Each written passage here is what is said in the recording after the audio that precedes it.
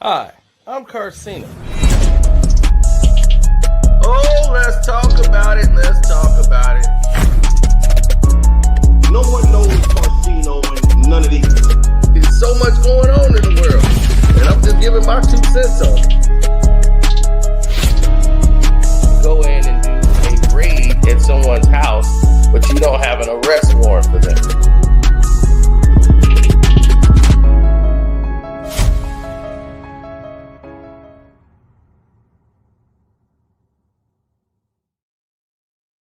Yo, what's up? What's up? What's up?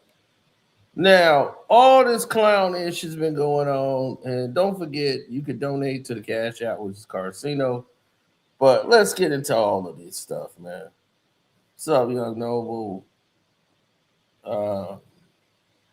Hit the like button, subscribe to the page, all those wonderful things.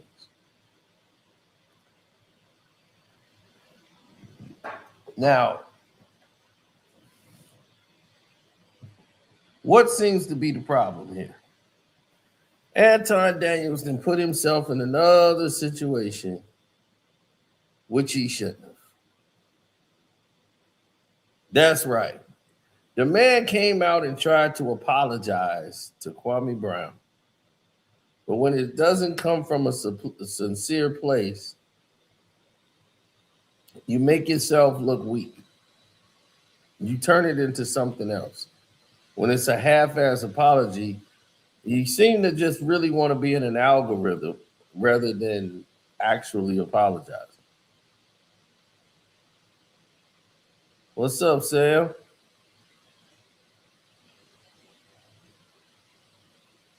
That's what most of these guys do.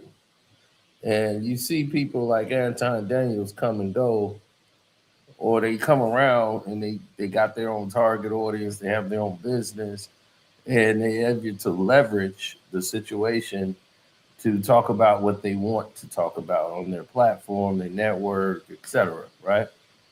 So now, here it is, your program that you supposedly got going, your businesses and all of this.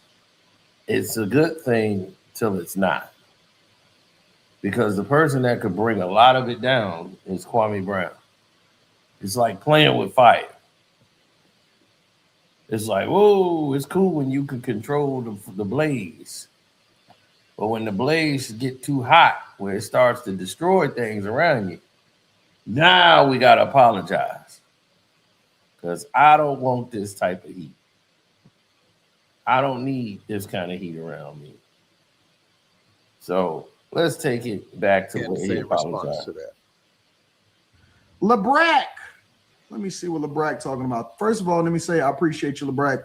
Thank you for the 50 ball. There are some foul people in your comment section that need to be checked. They set up the Kwame Brown thing. He didn't say anything about you. He critiqued the video of you and Corey. Your chat came in and lied to you. Now Kwame is beefing with you.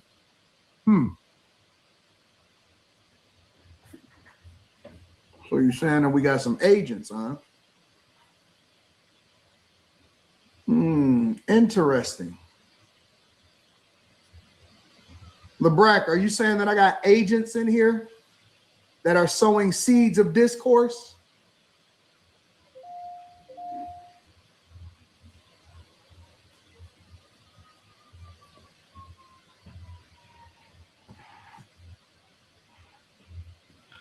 If that be the case,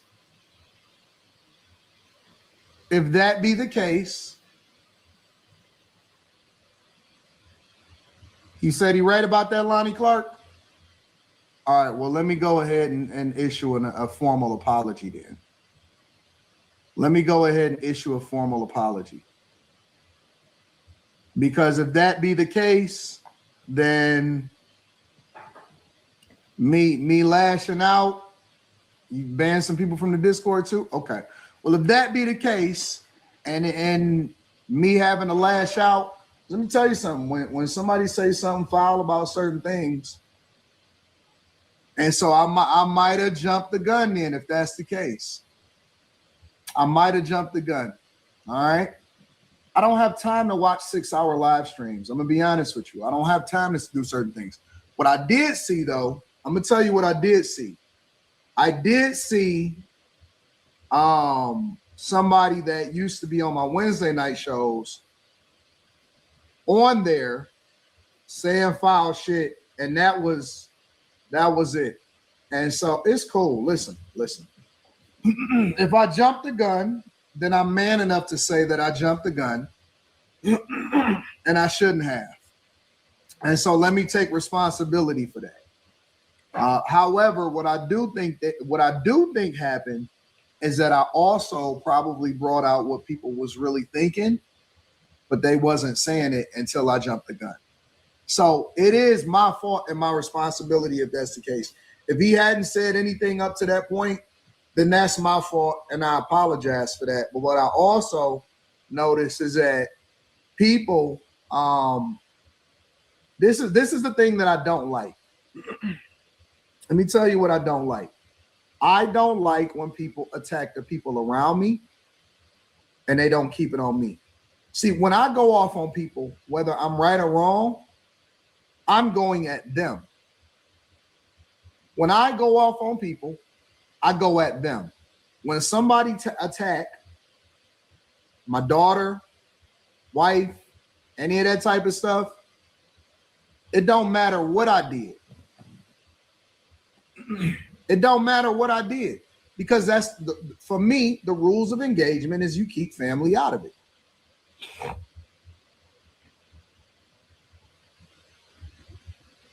So for me, like, again, the rules of engagement is that you keep family out of it.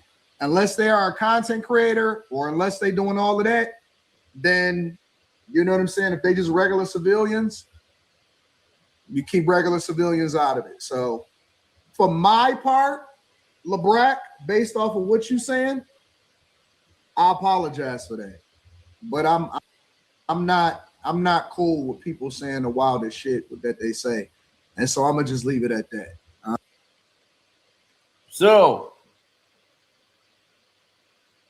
he comes off like he's genuine, right? That's genuinely how he feels. That's his approach. Everyone can see this is where he wants to go. And this is how he truly feels about the situation.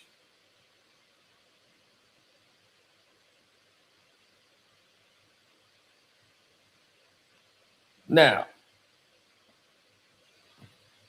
all the general public knows are key factoids.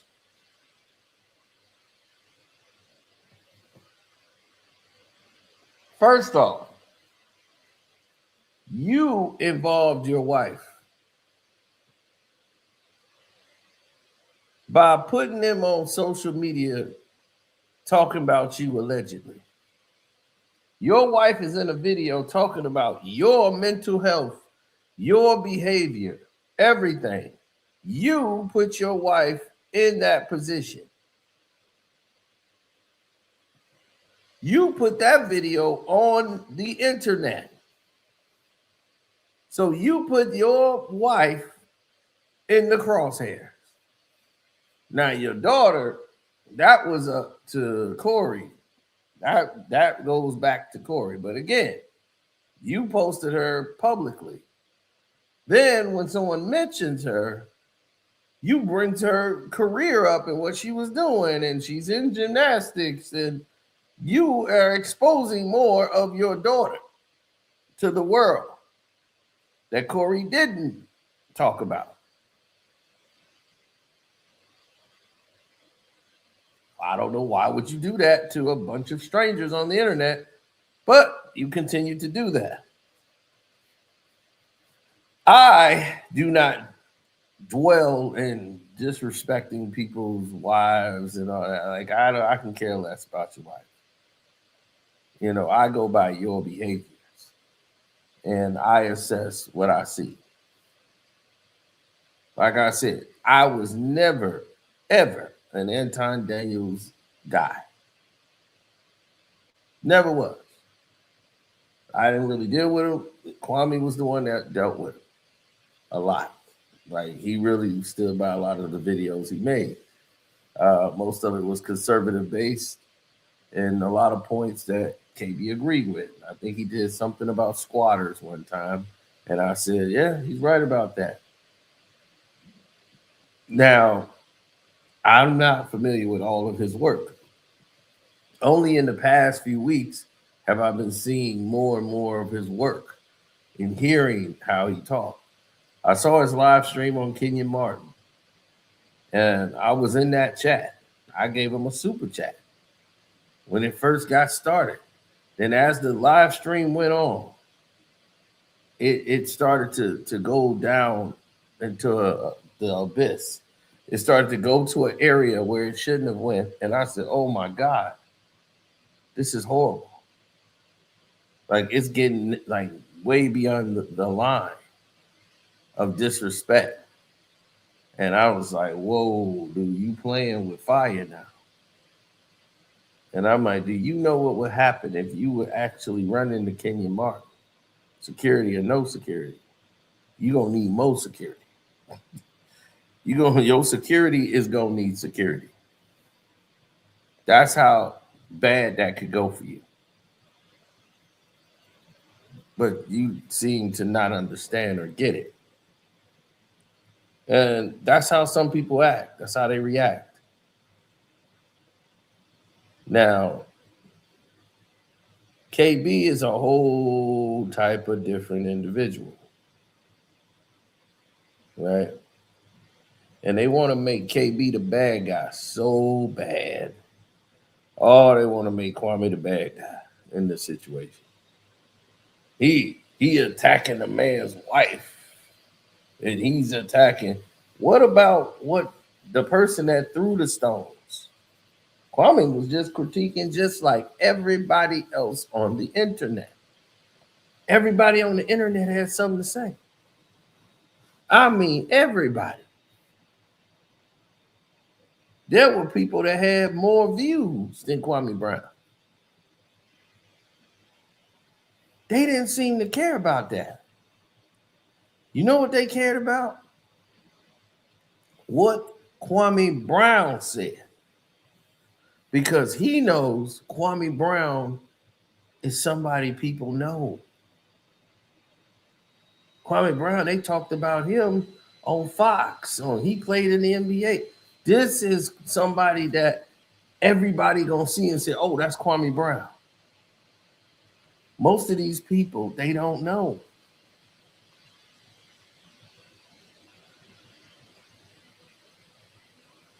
They want to make KB the bad guy.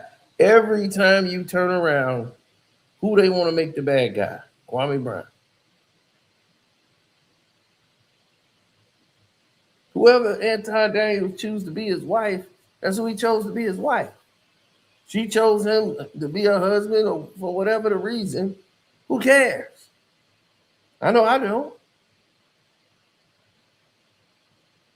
I judge people by the way they move.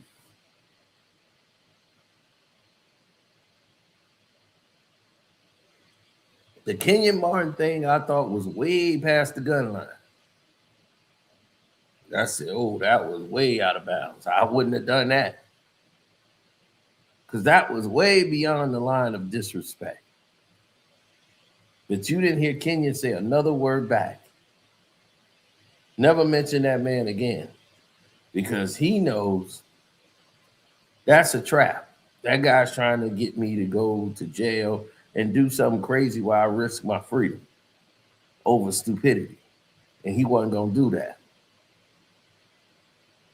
And they try to trick you out your position, trick you out your check. Then throughout this entire 7 days, you learn about Anton Daniels and what he was saying about Israelite children and disrespecting them, saying somebody look like they breath stink. Somebody's going to look like they breath stink? And then you're talking about the children Everybody dusty. Then you learning about him getting punched in the face by his nephew at Thanksgiving.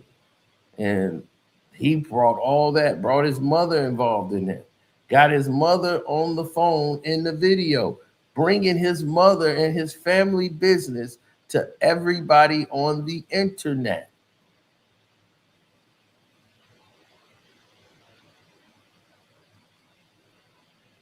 Now, somebody said, man, your mama foul, this and that. Why you dissing my mama? You brought your mama into it. You brought her on video. Nobody asked you to do that. You did it for content.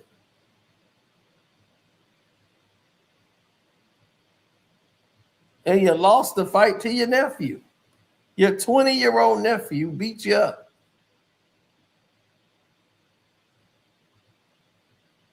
The nephew you claim you helped raise beat you up.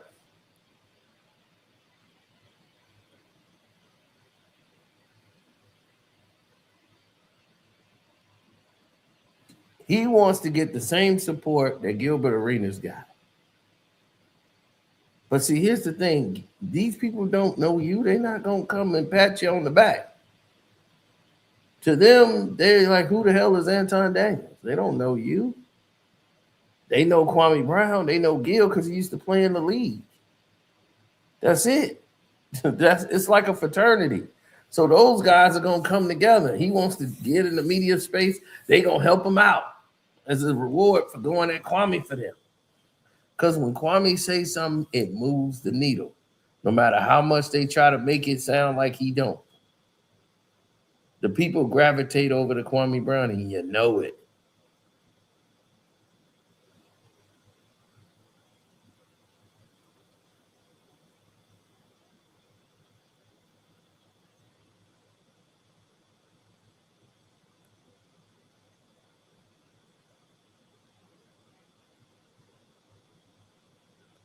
I'm not here to diss Anton Daniels. I'm here speaking on actual stated things that he said and behaviors that I see that just didn't took place.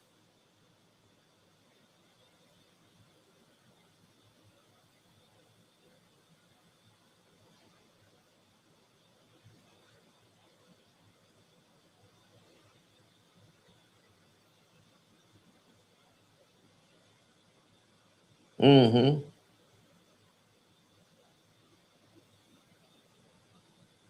Now, everybody been running with titles to try to make Kwame Brown seem like a madman. And he's threatening people. Just because you say, hey, I'll come over there to see you, it's not a threat.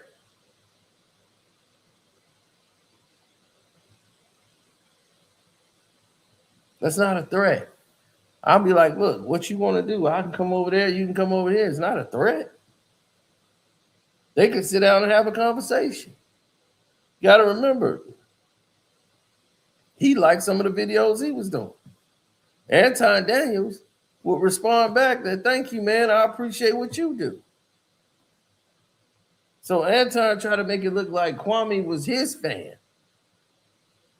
And like he didn't even watch Kwame Brown stuff. You know, make sure you got the pens. Go do something old, motherfucker. Don't come bothering me. I'm not up bothering you. Go do something old, motherfucker. Soak your teeth.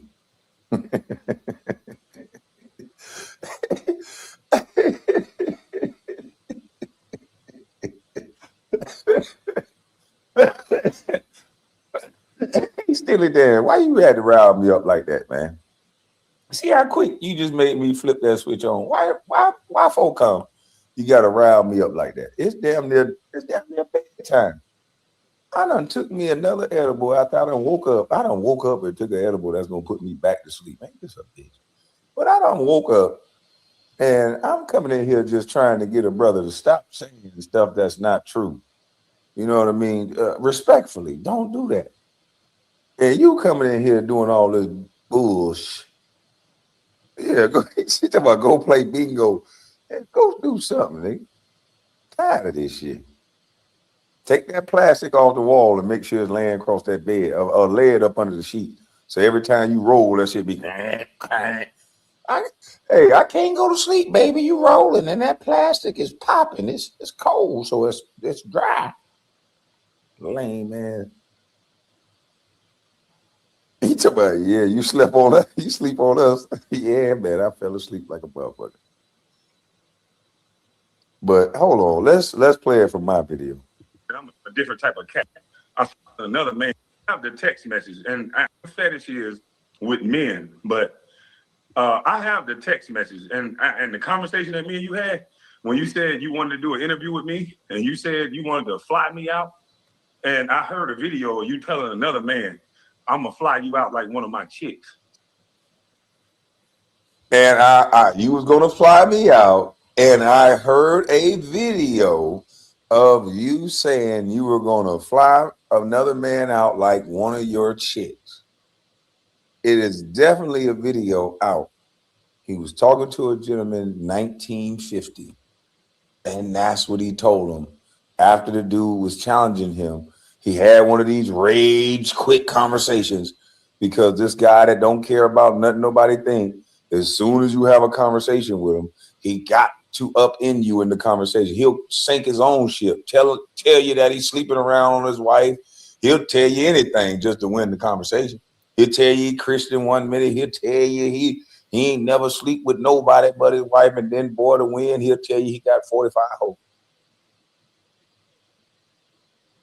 So why would I? Matter of fact, I think I'm gonna go get the video just to prove my point, just to solidify my point, because this is dangerous what self-talking these guys are doing. If you don't like me anymore for whatever reason, that's cool. 2 tears in a bucket. Fuck it. We don't know each other like that. We shouldn't be that emotional that now we got to put up titles to make a person look a certain way because we in our feelings. And that's wrong.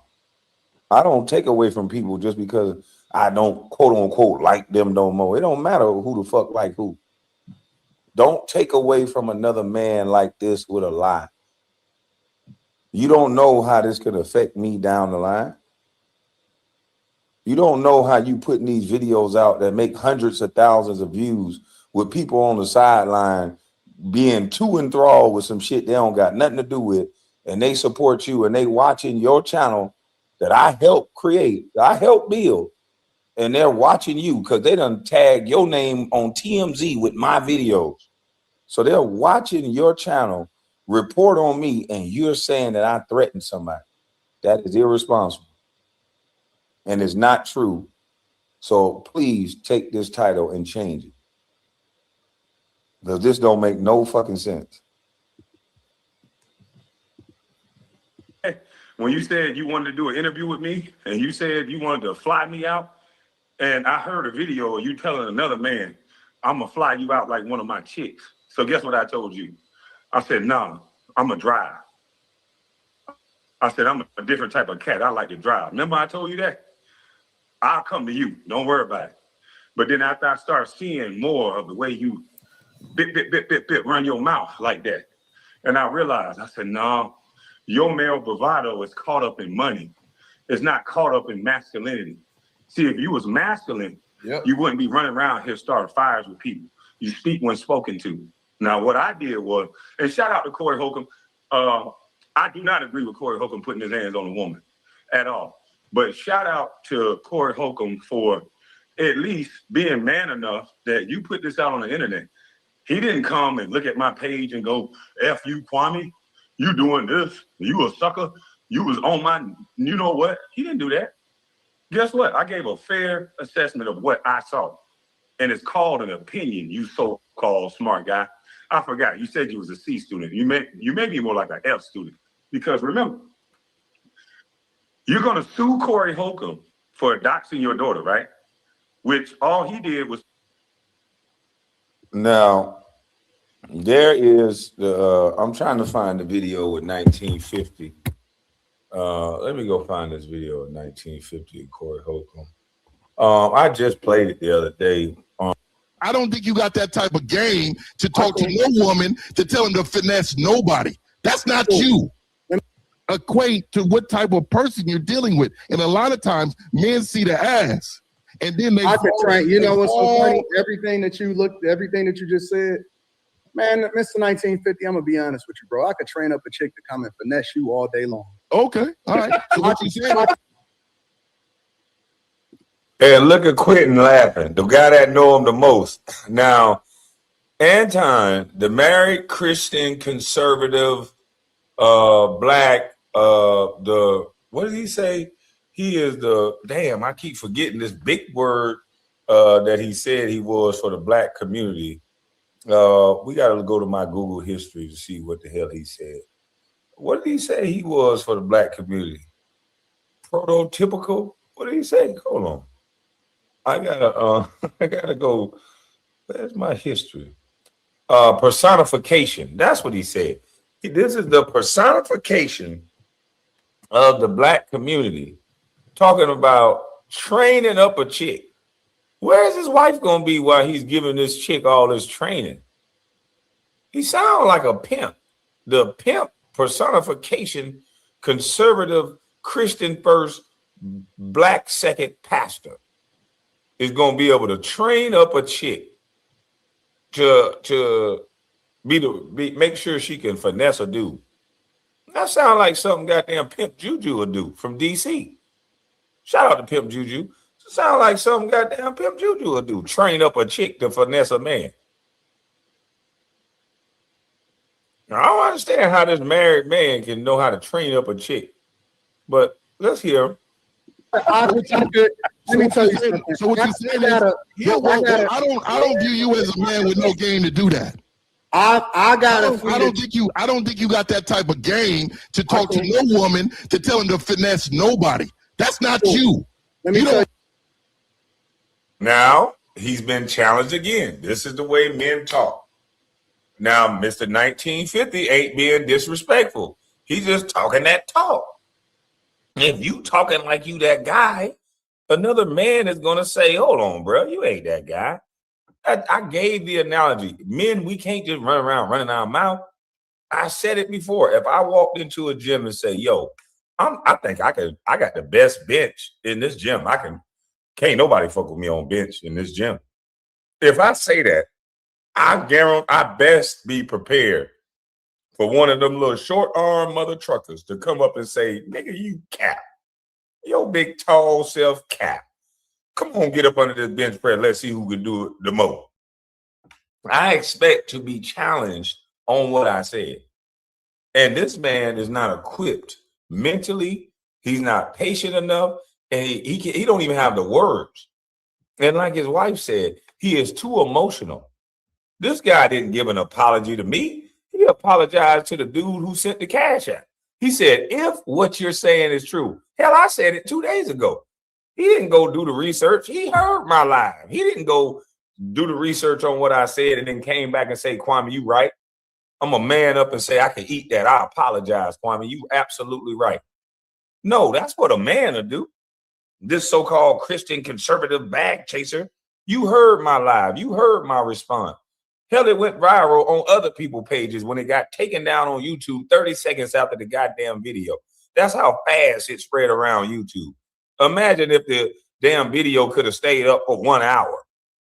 The video got taken down as soon as I got off the damn video. So I know you saw it.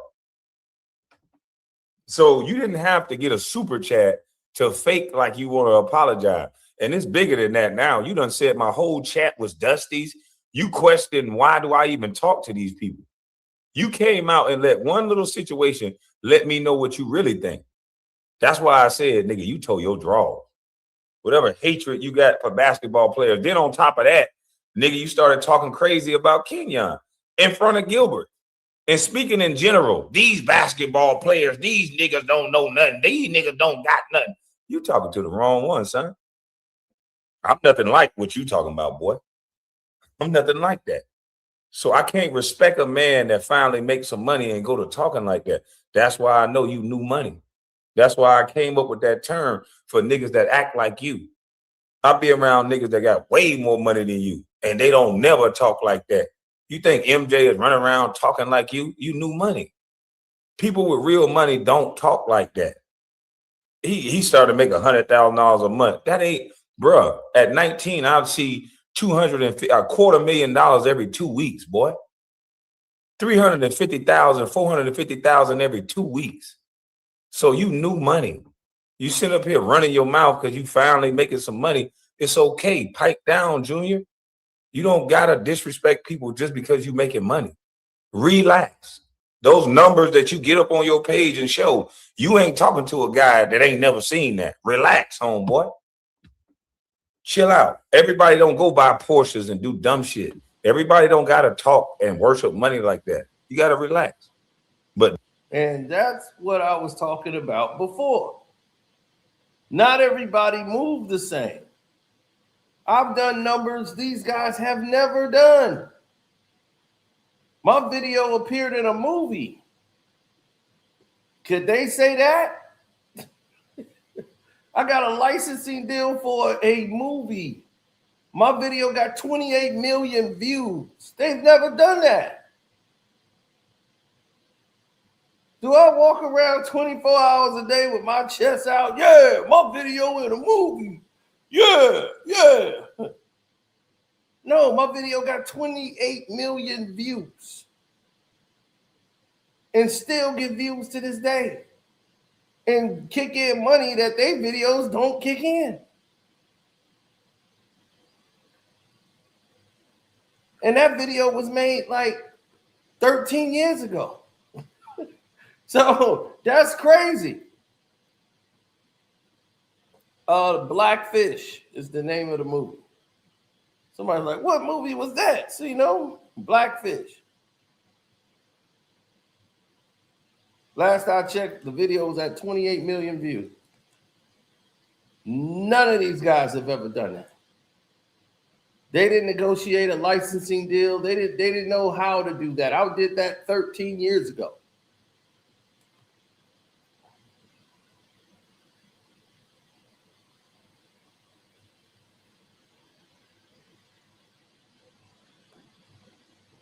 Now,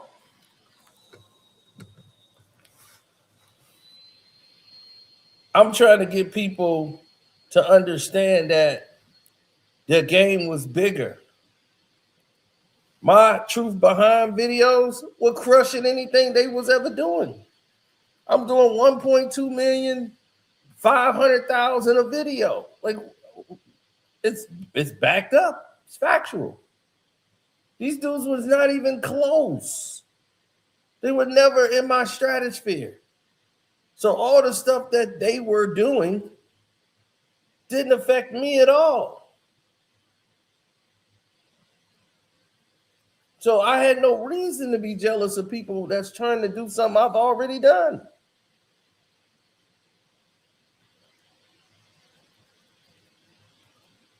But I love it how they try to say, oh, you're jealous. You did that. You're jealous of this. You're jealous of that. And I'm like, why would I be jealous? There's nothing to be jealous of.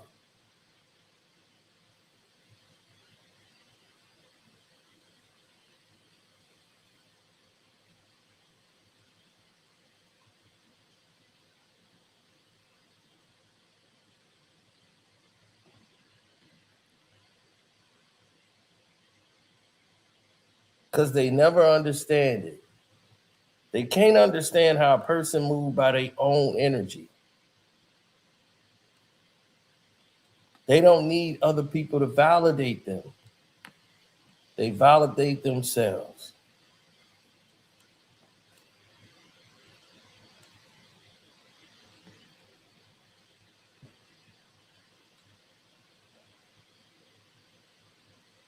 That's how we move.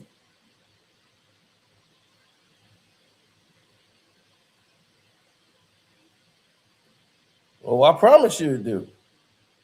Salute, salute, salute.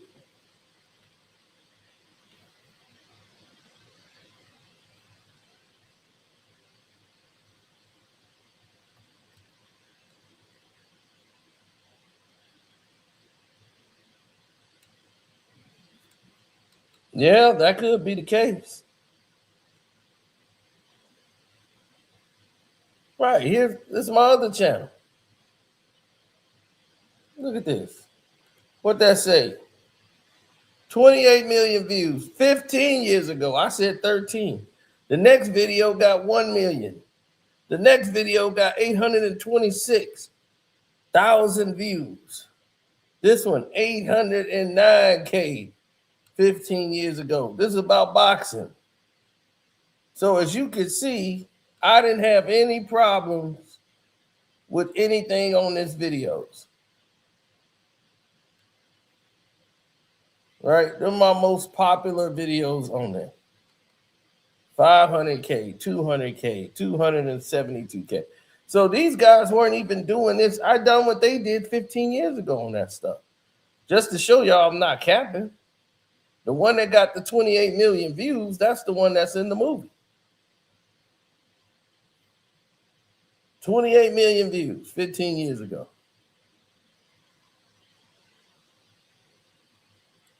How much money you think I got off that? So what Kwame's trying to say is, dude, you're new money. You just came in the money. Congratulations. Nobody cares. No real person cares what another person makes. They don't. Do you think LeBron James sit here and care how much money Steph? Well, he probably do. Terrible example of using him. But do you think Bill Gates care how much money Mark Zuckerberg has? Huh? You think Jeff Bezos is sitting around going, man, I want to know how much money that they're making over there at Microsoft? How they making money? No, you worry about your own. That's how it was always brought up. Do you know I've been with Floyd Mayweather? Y'all know that, right? We done been on Floyd's private plane, been in Floyd's mansions, plural. Let me say that again, mansions. We recorded the video in Floyd's house. You would have never seen Floyd's mansions if it wasn't for us.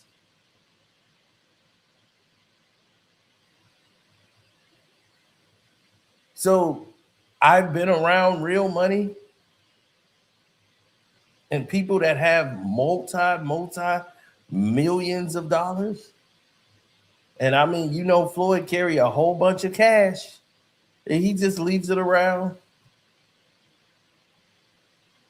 It was pretty much a test to see who was going to touch it. I had no ambition to touch that money because it's not mine. I'm only concerned about what's mine. That's just how I've always been. I don't care if it's $1 million on the table or $2 or 2 pennies. It's not mine. I don't want it. I only want what's mine. And see, that's the difference between a lot of these people. Some people can't operate that way. They see the money, they got to have it. They got to take it. They don't care whose it is. They got to get it.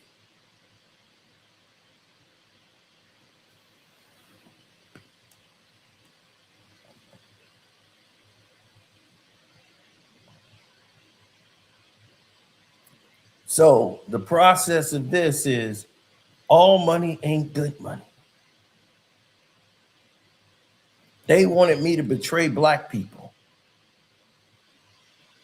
on this YouTube thing. Y'all want to know what happened to my views? How did I go all the way down? It's because they put me here. It's not where I was at. Y'all know that, and where I belong. They kept me out of the search algorithms. So it's not like you're special.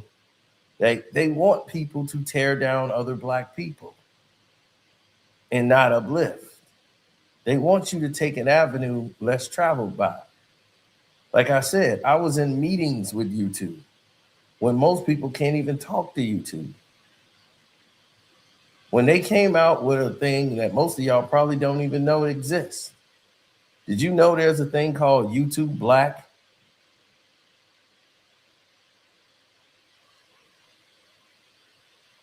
How many of y'all know about YouTube Black? It still exists to this day. You probably didn't even know it existed, did you?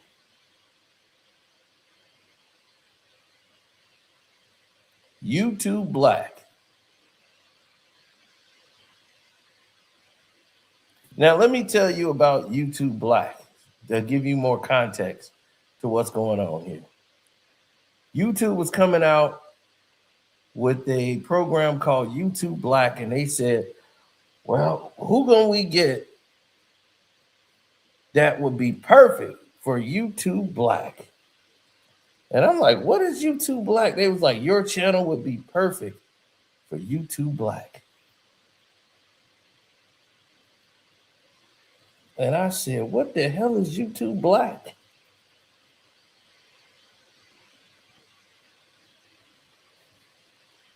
And I remember saying, wait a minute.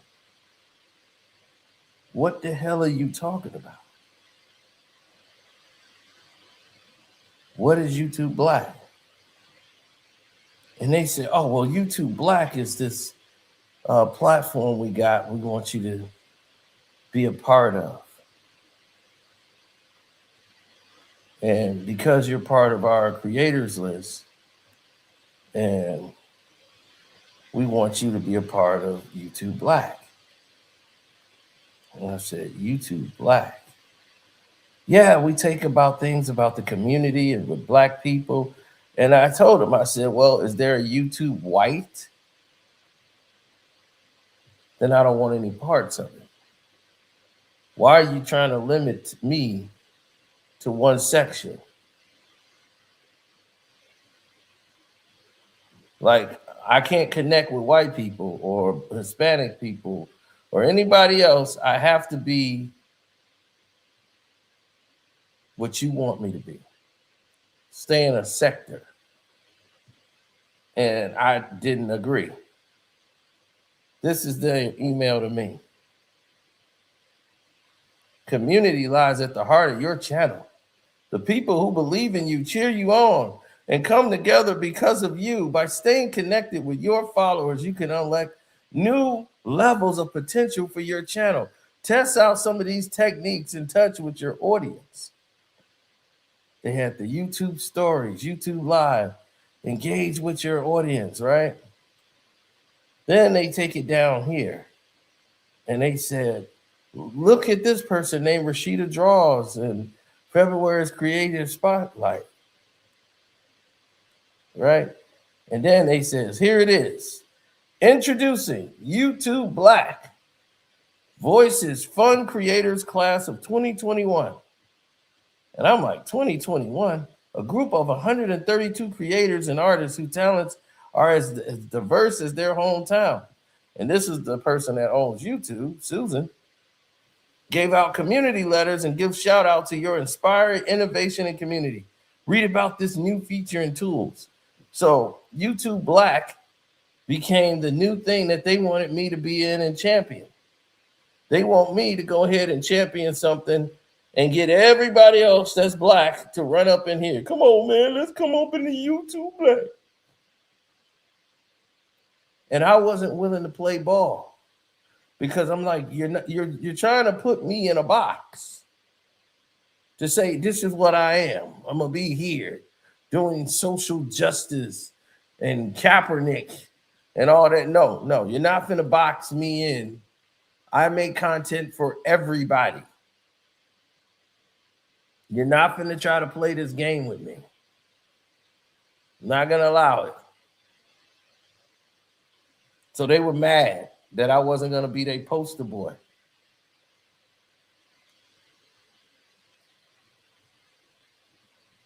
This was all a play. Yes, this goes back to 2021.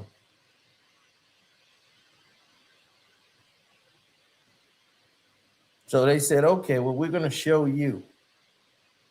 We're going to show you we got the power and not you.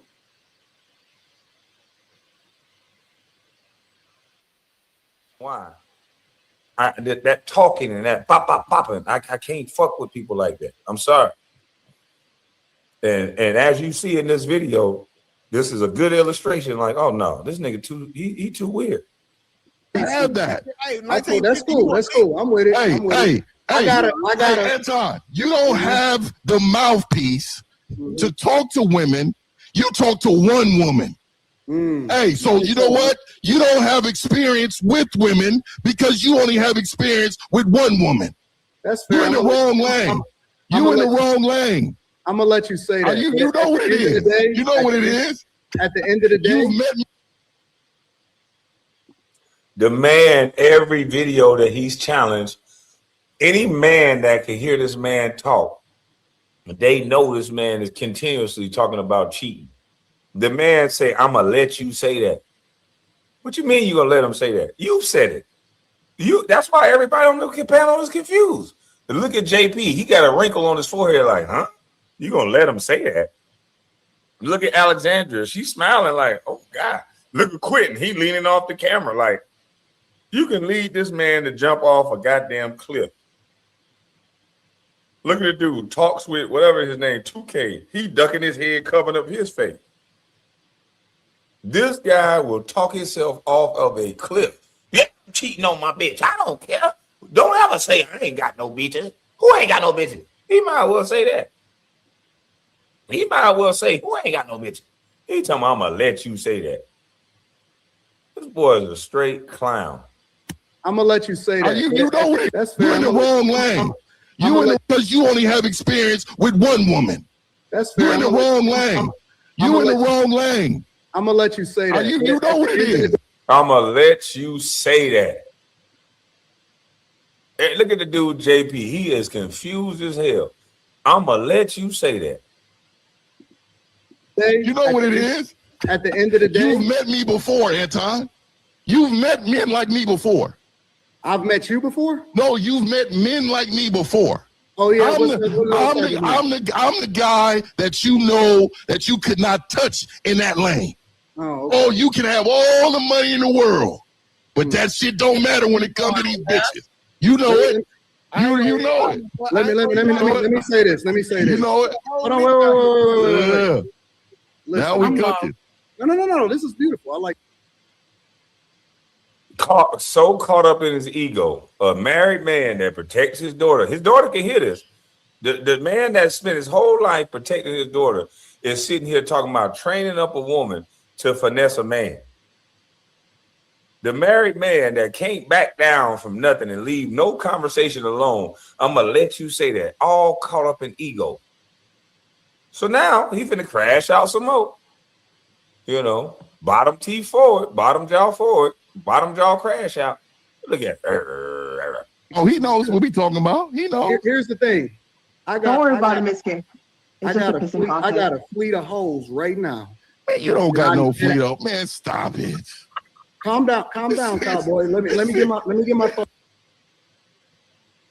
And these people know, these people going straight to hell with this boy. These people on the panel with this Christian man. How do you feel, Alexandra? How do you guys feel sitting up here listening to a guy claim to be a Christian man? Like, why can't y'all just take that off and say, look, bro, don't say that you Christian and all this shit. You got to be real. Be yourself. You worldly. You talking just like a crash out. No wonder he punching on his nephew. He sound like a 20-year-old. He got the maturity level of a 22-year-old. Soon as he's pushed, he got to jump off a cliff. I got a fleet of hoes right now. And look at all the panel. They laughing. They think this is funny. A married man, these black women up here, knowing that this man is married, he up here talking like this. But he can get to use his wife when it benefit him, though.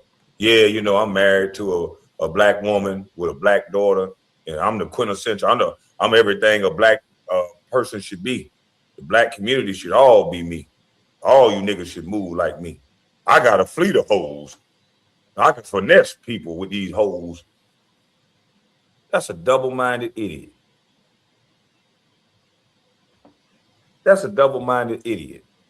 Am I asking him to be perfect? Am I judging him? No. What I'm saying is this is stupid. What smart, intelligent person talks like this while married, all but telling on himself that he's cheating on his wife? This don't even make no sense. This is the male version of Jada Pinkett. He was just having entanglements. Man, stop it. Calm down, cowboy. Let me get my thoughts. Okay. I got a fleet of hoes right now. Man, you don't got no fleet up. Man, stop it. Calm down, cowboy. Let me get my thoughts off. I got no bitches, nigga. You think a nigga with hoes? Do you know a man that gets women knows motherfuckers that don't? Anton, it's cool. You on social media, bro. Listen, say that. You just say that, bro. I'm just telling you, dog. I'm not gonna let you get away with that, man. Come on, dog. You ain't getting no bitches. Nigga, let's go to. I'm coming to Detroit. Let's see. Hey, I'm coming to Detroit. When do you want me to come to Detroit? Me and you. Me and you. Put it on social media. I'm coming to Detroit. 50 coming to Detroit, and let's find out. Okay, so I tell you what. Okay, let's find out. I'm gonna let him finish saying what he's gonna say. Okay, I'm gonna go ahead. My bad. I'm disrespecting the panel. Go ahead, man. No, it's cool. My fault. So like I was saying, I got a fleet of hoes right now that will come and finesse you out of your socks, nigga. That's number one. Okay. And anybody in Detroit, whether I was in high school all the way up until right now, know who I am in real life. Now, I don't have to yell to get my point across. Oh, I'm in your soul. I feel it in your breath. You're breathing hard. You're breathing hard. I thought you was gonna be quiet for 5 seconds. My bad. Well, yo, go ahead. I will send you a first-class ticket to Detroit, nigga. I'm ready. All you gotta do is DM me. Listen. I will have a cameraman follow us around, and I will embarrass every last one of you gamed up niggas. Oh, let's get busy. Hold on, let me finish. Nah, he was going down a cool path. I'll fly you out. We have a camera crew. I'm gonna embarrass you, gamed up dudes. This is still, men doing their thing, talking their talk, if you will. This is man talk. But he having it on camera, telling on himself. But then he goes down a deeper path. He's finna go left. He always gotta go zesty. He's finna go left right here. Because I know that y'all think that y'all got it. I seen you niggas on y'all little men's trips. You niggas is corny. Cornballs. You niggas is the corniest niggas that I ever seen in my life. Everybody that be sitting in y'all audience, them niggas look like they play video games all day. Nigga, you can't stand in front of people like me. You will never come to my city. I will send you a flight. I will embarrass you. And understand this, when you get done being embarrassed, you better call me the king. Because all of that tough talk shit, that don't mean nothing to me. I'm outside. So when I'm finished, you better call me the king. He's supposed to be a Christian. There's only one, the Lord and Savior Jesus Christ. But who he wants to be the king. Thanks to Kwame, all I see is a Georgia Bulldog. Now he's the king. Okay? I can't hear a man talking like this and respectfully say, okay, I can do an interview with you, but Negro, you not finna try to house me and talk to me like that. So I'll come to you. Don't you worry about waking up on me. I pull up. Whenever I'm in Detroit, I'll pull up. Same way I did Corey Holcomb. Whenever I was in LA, I pulled up. He didn't pay me nothing. Just, you're a cool brother. Appreciate it. It's gonna be mutually beneficial. He has a large platform. I have a large platform. That's what dude's supposed to do. But this guy thinks that it's on your NUTS. This guy thinks a lot of weird stuff. But this is the way he talks to grown men. In real life, city to city, state to state, people meet me every single day. A nigga no hoe will be on you. Not one, especially in my city. So I'm gonna wait for you. I'm gonna wait for you to send me that DM because all of that tough talk don't mean shit to me. Well, what tough talk? No hoe will be on you, especially in his city. Now, I thought that was Trick City. I thought Trick put down a no-fly zone in that city. and put rappers and everybody on their back that was coming through there not paying homage to the city. But he says his city. I don't know. We gonna see exactly how you niggas what tough stand talk? up. I didn't say nothing tough. I told you facts. Remember you said this. So let me tell you this too. Let me tell you this too. If you had any type of game, you'll understand that any man that rules himself will never be finessed by a broad. Ever. Bro, Boy, he's so proud of himself. Like, wait, look at how he's like strutting after he finished what he said. You'll understand. Let me tell you this tough talk. I didn't say nothing tough.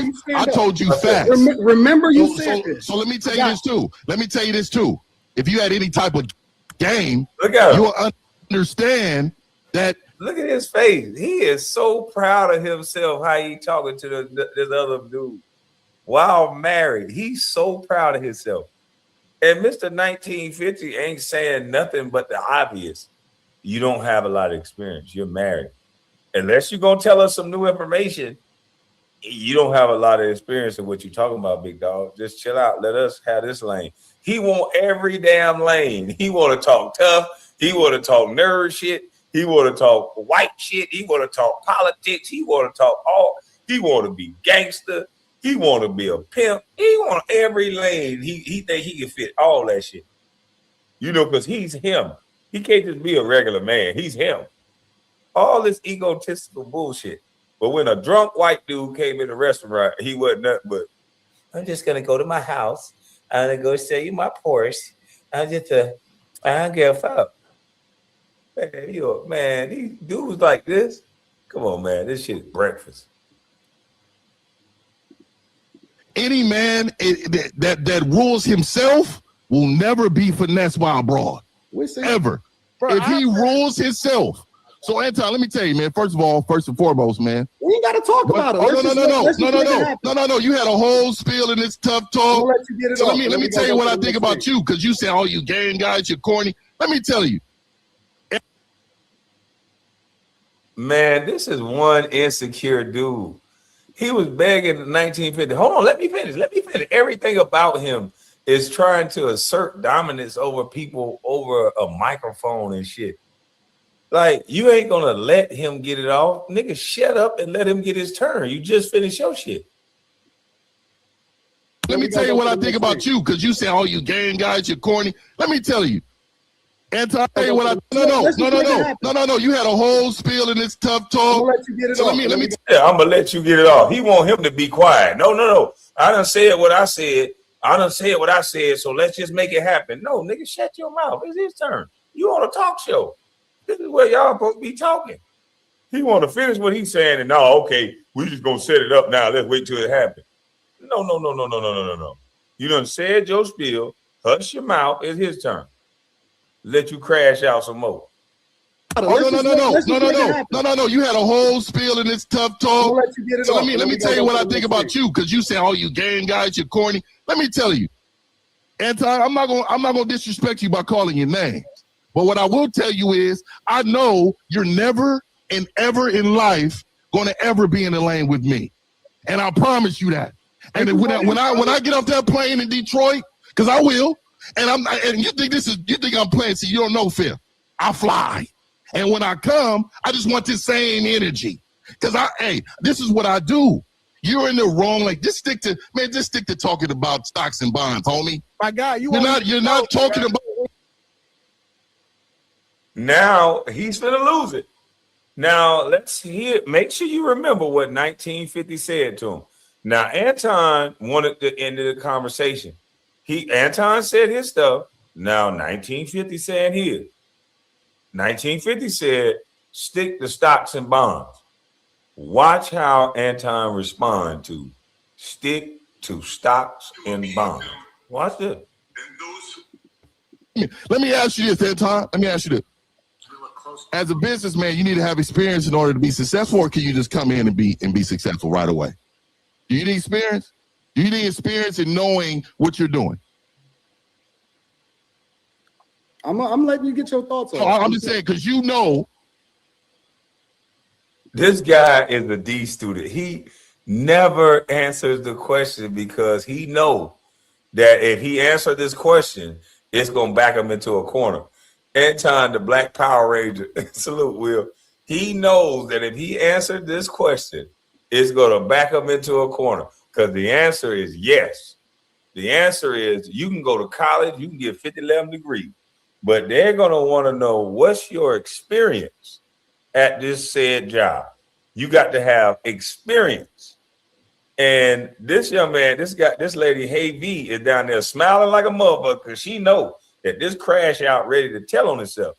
So if he answered that question, then the question would be, then Anton, where do you get your experience from to talk so boldly about these hoes and all this stuff that you're talking about? And that would cause problems in the house, maybe, unless she has an arrangement. And then that would go against all this Christian talk. And then we wouldn't have to be able to use it as a talking point to put yourself above said community that you're the personification of. You know, you might be the personification of the Black community because there's a lot of hidden secrets and a lot of lies that have been told. And that sounds like a lot of lies that have been told with you.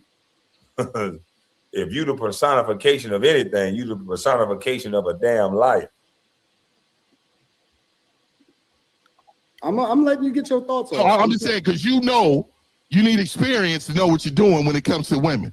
You don't know what you're doing, Anton. And I don't know why you believe, I don't know who told you. First of all, you may have people around you that fuck with you because you got dollars. That's fake. That's fake. That's fake. That's not genuine. So what I'm telling you is, I'm telling you straight up, man to man, when I come down there, I'm gonna extend my hand, but let's go. Let's go and keep it live. We're not gonna edit. We're not gonna cut this, that, and that. Let's keep it live. And when I'm telling you, and I don't mind you talking about them. That's on them. I'm talking about me and you. I'm talking about 50 to Anton Daniels. Pride cometh before the fall. That's a fact. And now this brother right here is speaking that gospel. And then Anton is trying to look like he's put together, but just watch his immature responses. The man that protect women around him, the man that protect everybody the best, because he can hire another man. But the problem is he's involved and he knows nothing about protection. He's telling us his weak spot. He don't care about his wife. Any man that would speak like this about his woman openly, he don't care about it. Any man that's saying that his wife is giving him fellatio online every night, he don't care about his wife. He don't know the respect boundaries, so other men know the respect boundaries. That's weird. That's wild to do. That's true. I would never be married to a woman that's going around talking about our bedroom secrets. Like, I'm never gonna do that again.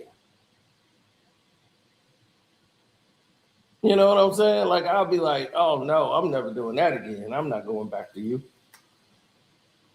You know, like that stuff's supposed to be between you and your husband.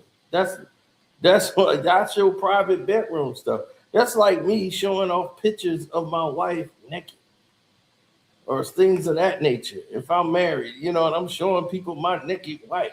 It's like, dude, that stuff is sacred. That's between y'all. That's that bond of man and wife. I don't know why other people would want to see that, but okay. It's weird.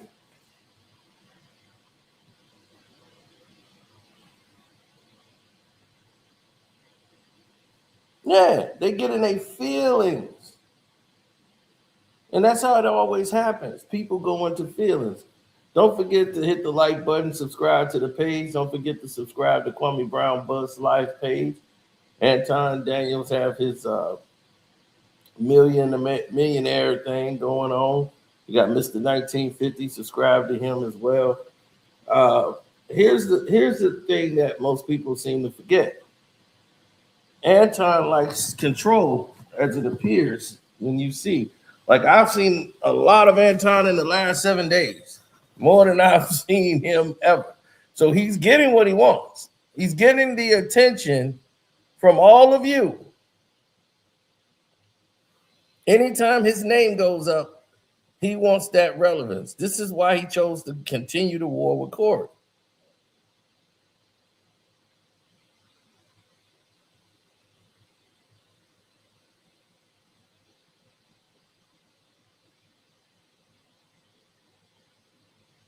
Oh, yeah.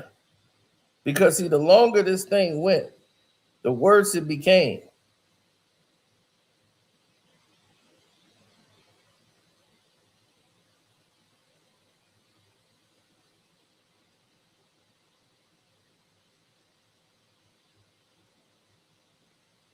I'm gonna show video.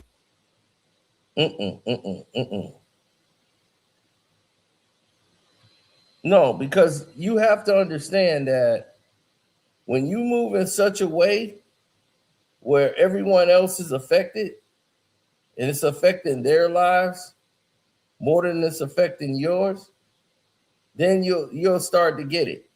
Most of these people have an avenue or a lane that they're going down because that's what they want to. That's what they want to embellish on. I don't know anything about him scamming people because I wasn't around. I don't know. I didn't fall for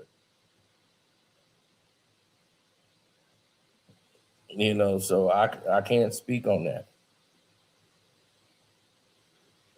So a lot of people said he was scamming people before. So, hey, if he was, sad that happened to you. We don't do that on our Patreon. All of y'all should be my Patreon members anyway. I don't even understand anybody that isn't there because we have free memberships as well. So if you're not a Patreon, it just don't even make sense.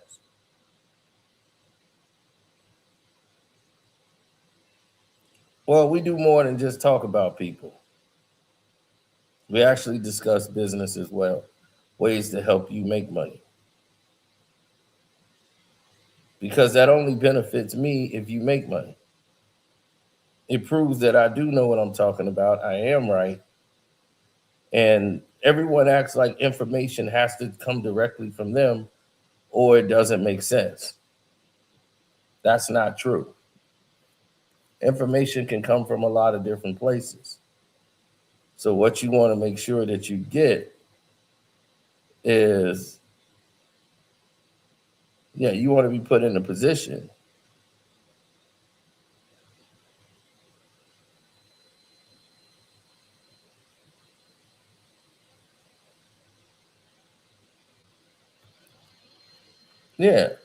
information can come from anywhere. It's up to you to pay attention to the signs.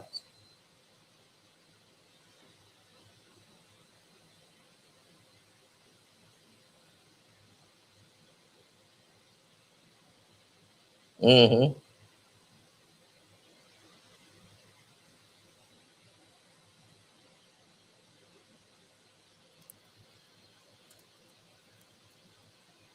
No, I mean, when someone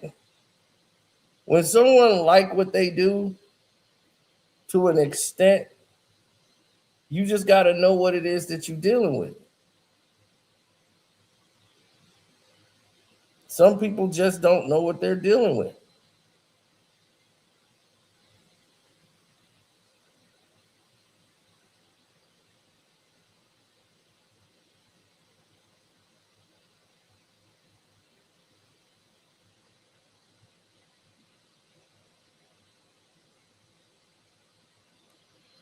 %90 of these people, they don't care.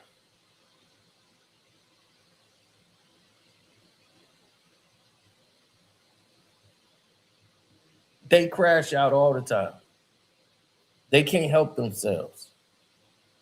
They love to crash out.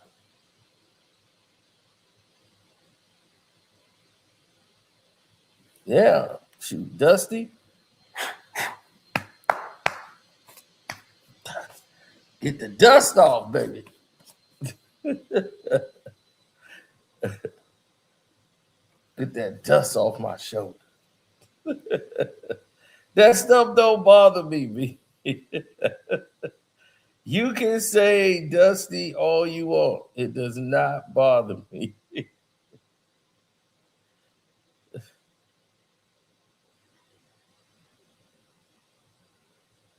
Now,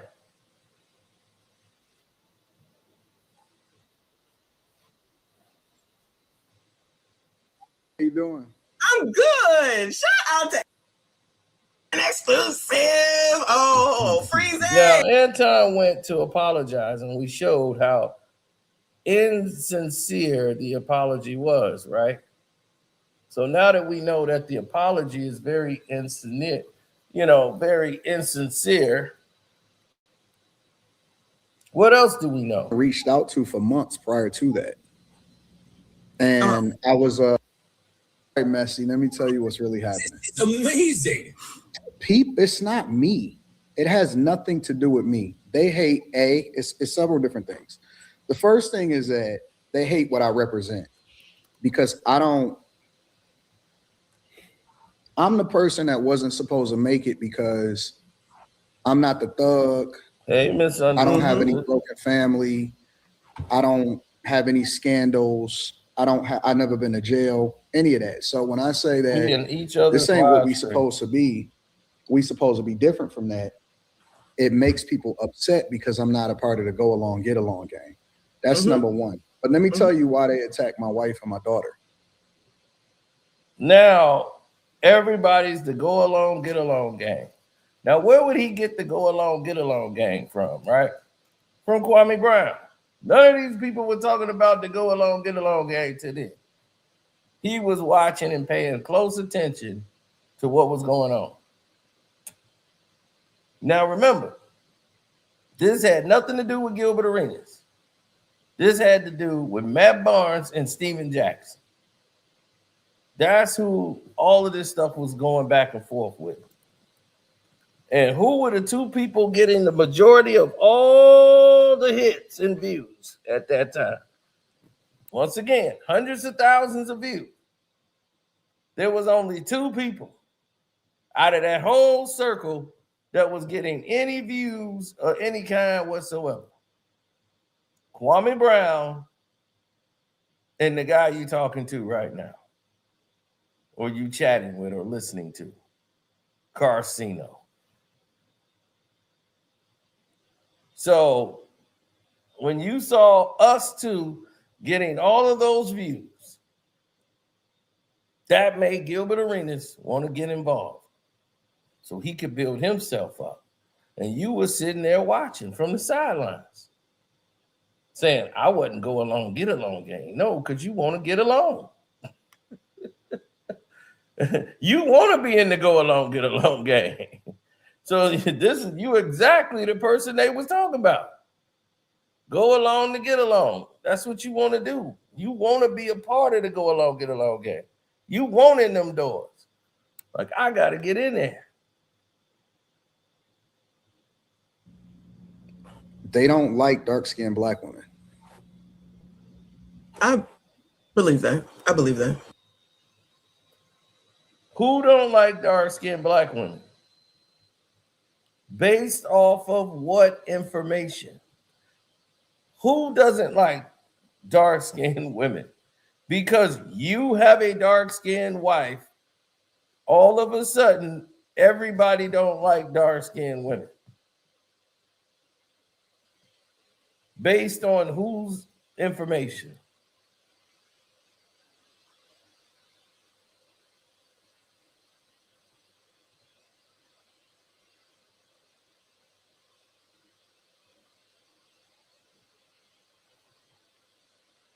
You see how he just pulled that out?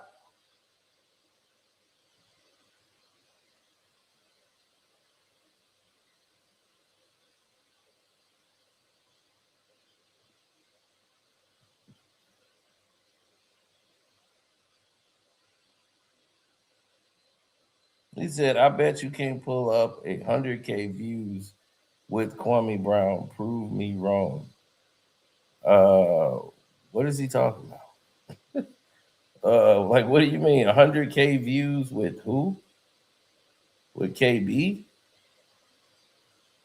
Is that what we talking about? Is that the part you want to talk about?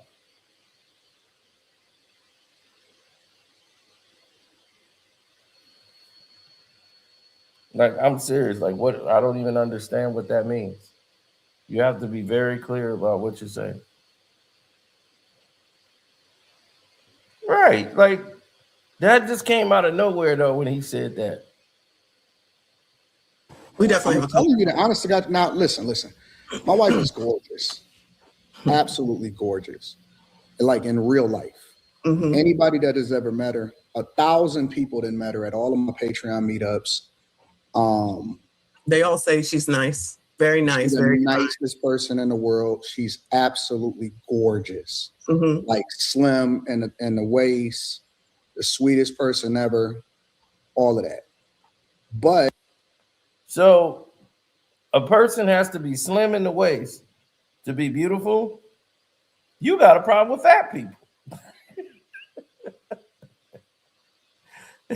You got a problem with fat people. You see how that worked, Anton? You see how that worked?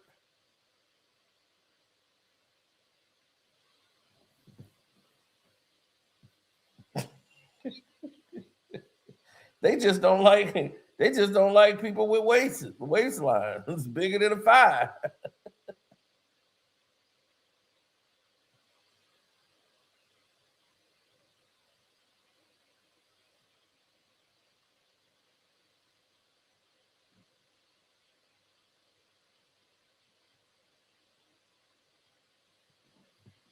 Yep.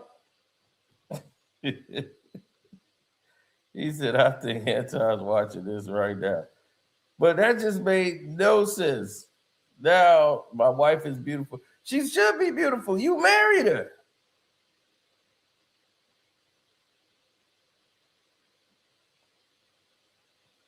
You married her. So she should be all good. again, This is amazing. I'm telling you that dark-skinned black women, and it even goes as far as my daughter. Think about it. Do you know how much of a piece of shit you have to be in order to attack an underage child? Like that, that's Well, the age of the child, which I'm being told, she's 17 years old. Stop trying to act like she's 2. All right. I heard she's 17. And if that's true, you're playing a narrative that doesn't really play into the ramifications of what you believe.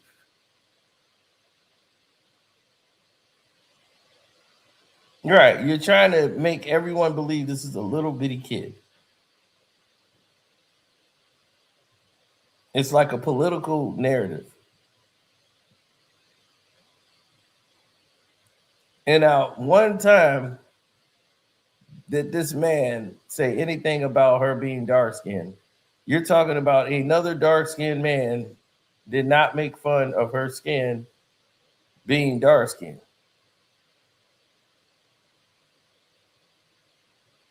They never made fun of her skin tone. Out of all the jokes that were said, her skin tone wasn't the issue.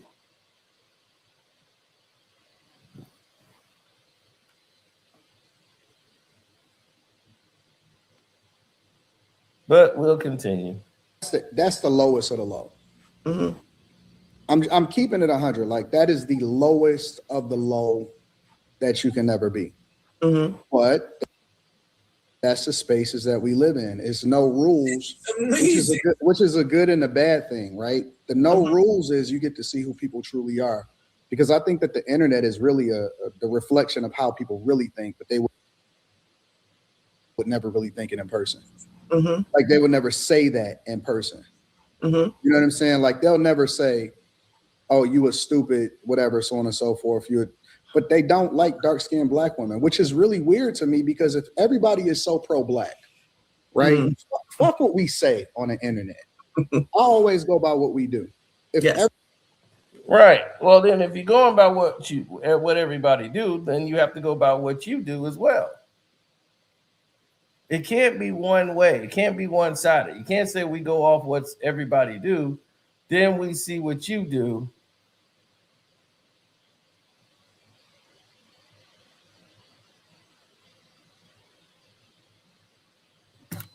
Right, exactly. You can't do that. You can't say we go off what you do and all your views, right? Can't say we do that.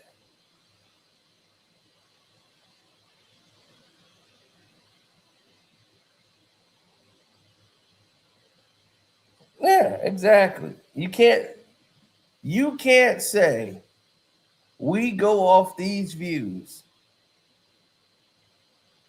and then you turn around and say, you know what? It's about what everybody else does. No one was making fun of that girl being black or dark skinned. That's something, a perception you made. And you're trying to put that perception onto someone else. You made that and said they just don't like dark-skinned women. Because why? You're talking to a dark-skinned woman. You're having a conversation with a dark-skinned woman so she can hit in her mind on the tones when she was treated less than because of her color of her skin. And you can say that with dark-skinned woman, and they go, yeah, uh-huh, and they'll believe it.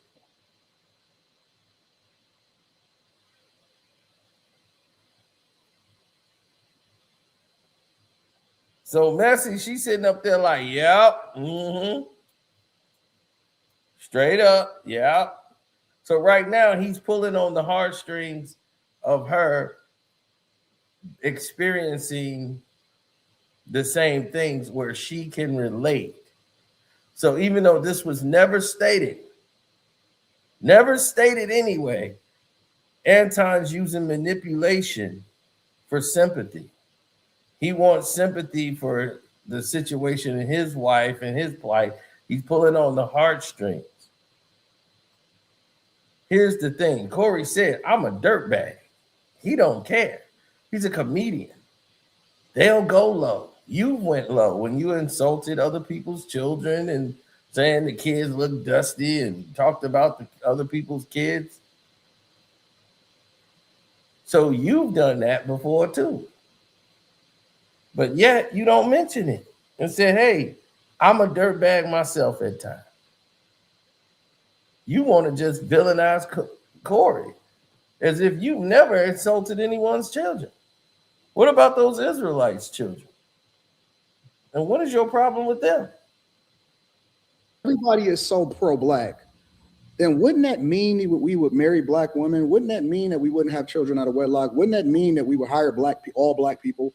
Wouldn't that mean that we would stay in black cities? Wouldn't that mean that we would put money in our communities?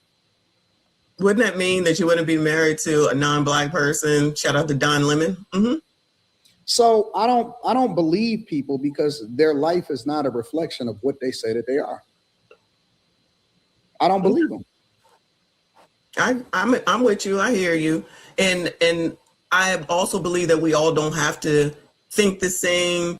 Hates me, but that's not true. What has always been true in high school, middle school, elementary school, college, and in social media today is the small minority is the loudest ones in the room. True. So because, for example, there's a ton of awesome black people. There's a ton of people that's reached out to me. Some of the biggest celebrities like, man, I love what you're doing. I got your back, whatever, so on and so forth, right? But everybody stays quiet, right? Because they don't want to fuck up a bag.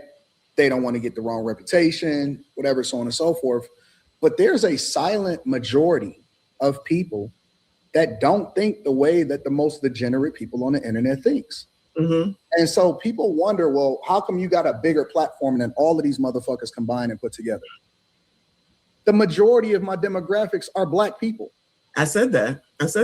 I have over 21,000 Patreon members. Short of Joe Budden, nobody is fucking with me. Didn't I just say that, y'all? And it's continuing to grow. I do over 100 million views a month. So if you're doing 100 million views a month, congratulations to you. If you're doing 100 million views a month, congratulations to you.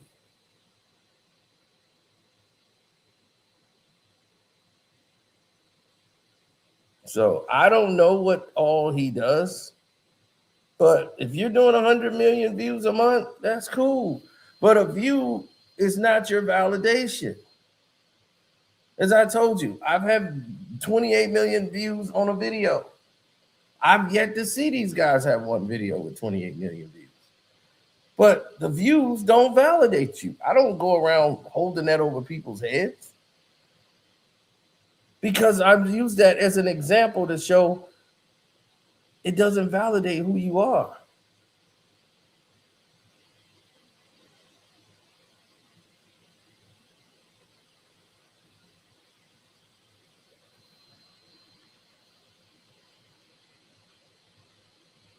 Right. You never use anybody else to justify your statement. Like, I don't need to go get somebody to justify my statement or my belief. Some people live like that. They be, oh man, I got to get, look, he said it, and he said it. So I got to be right. No, you could still be wrong.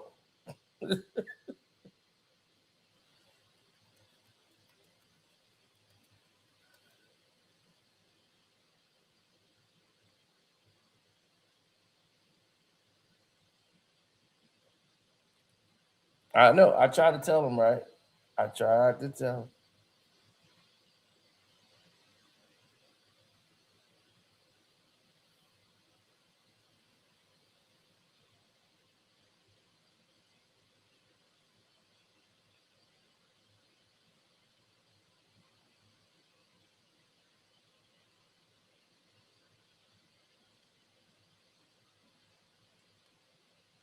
Mm-hmm.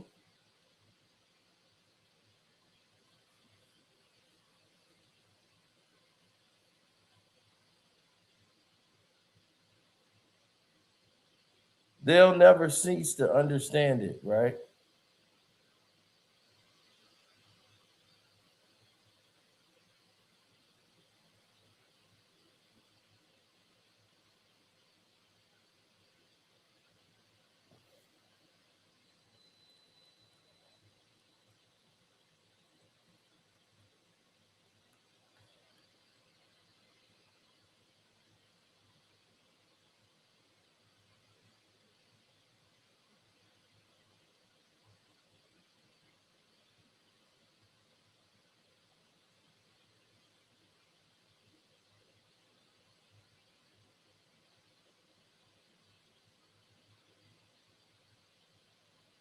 I know, right? I know. This whole Kwame Brown thing started back in the day, right? Let me just answer this guy's question because he was going crazy about it. What's up, Kadeem? Now, you can see right here, it says Stephen Jackson and Kwame Brown, Carcino and Kwame Brown right there. That's 72,000. That's 100,000. That's 337,000. 2021, 2021. Yeah, we were talking about Stephen Jackson. All that, 61,000. Kwame Brown Bust Life, 54,000. Right? 51,000 with Jay Williams and Kwame Brown. So I don't know what this dude's talking about. The guy in the chat. You never saw 100,000 views, 100,000 views with Kwame Brown. Now that's two right there. So imagine what Kwame was doing on his own page.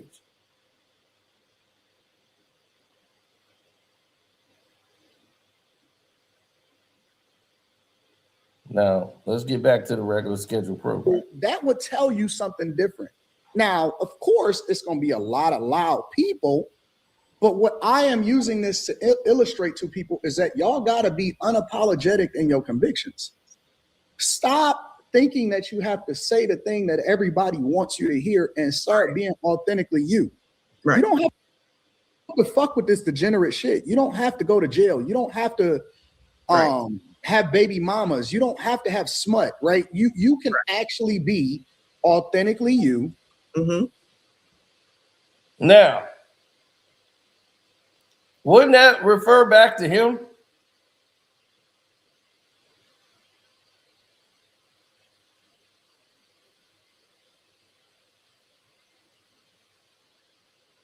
Now, I'm just trying to say, wouldn't that be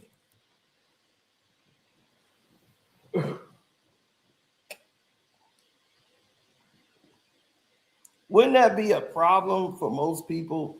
You know what I'm saying? Like, that would be a huge problem if somebody was to go down that space creatively, or because to me, everything he just said,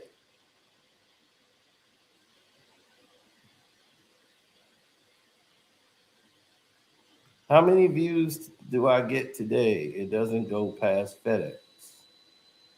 Now he's moving the goalposts. Now that he just lost his Kwame Brown argument, he says, how many views do I get today? You know, you see how they move the envelope when they lose? They don't say, damn, I was wrong. I was wrong. I don't know how that happened. That was back in the day. You get nothing today. All right. You don't get over 10,000 views.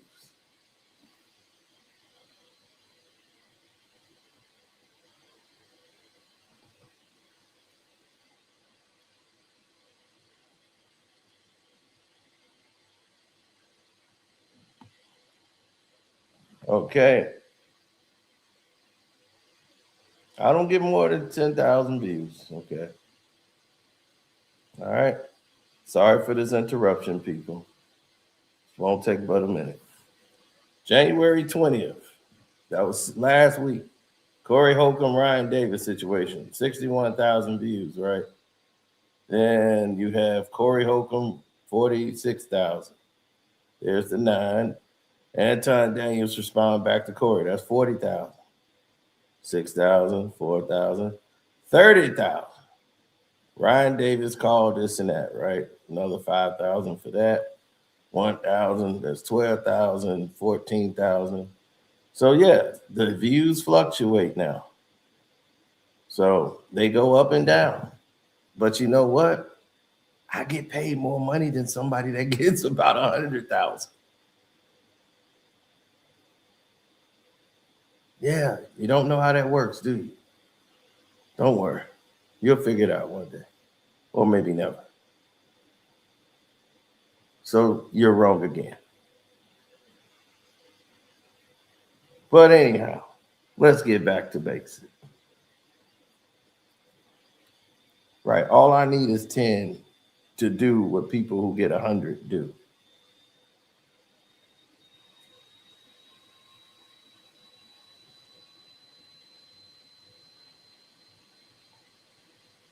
Joey Jacko, every video somebody make, they're talking about another person. They're on here right now. These people that we're talking about, they're on the video talking about another person. Stupid, McNupid, they stupid.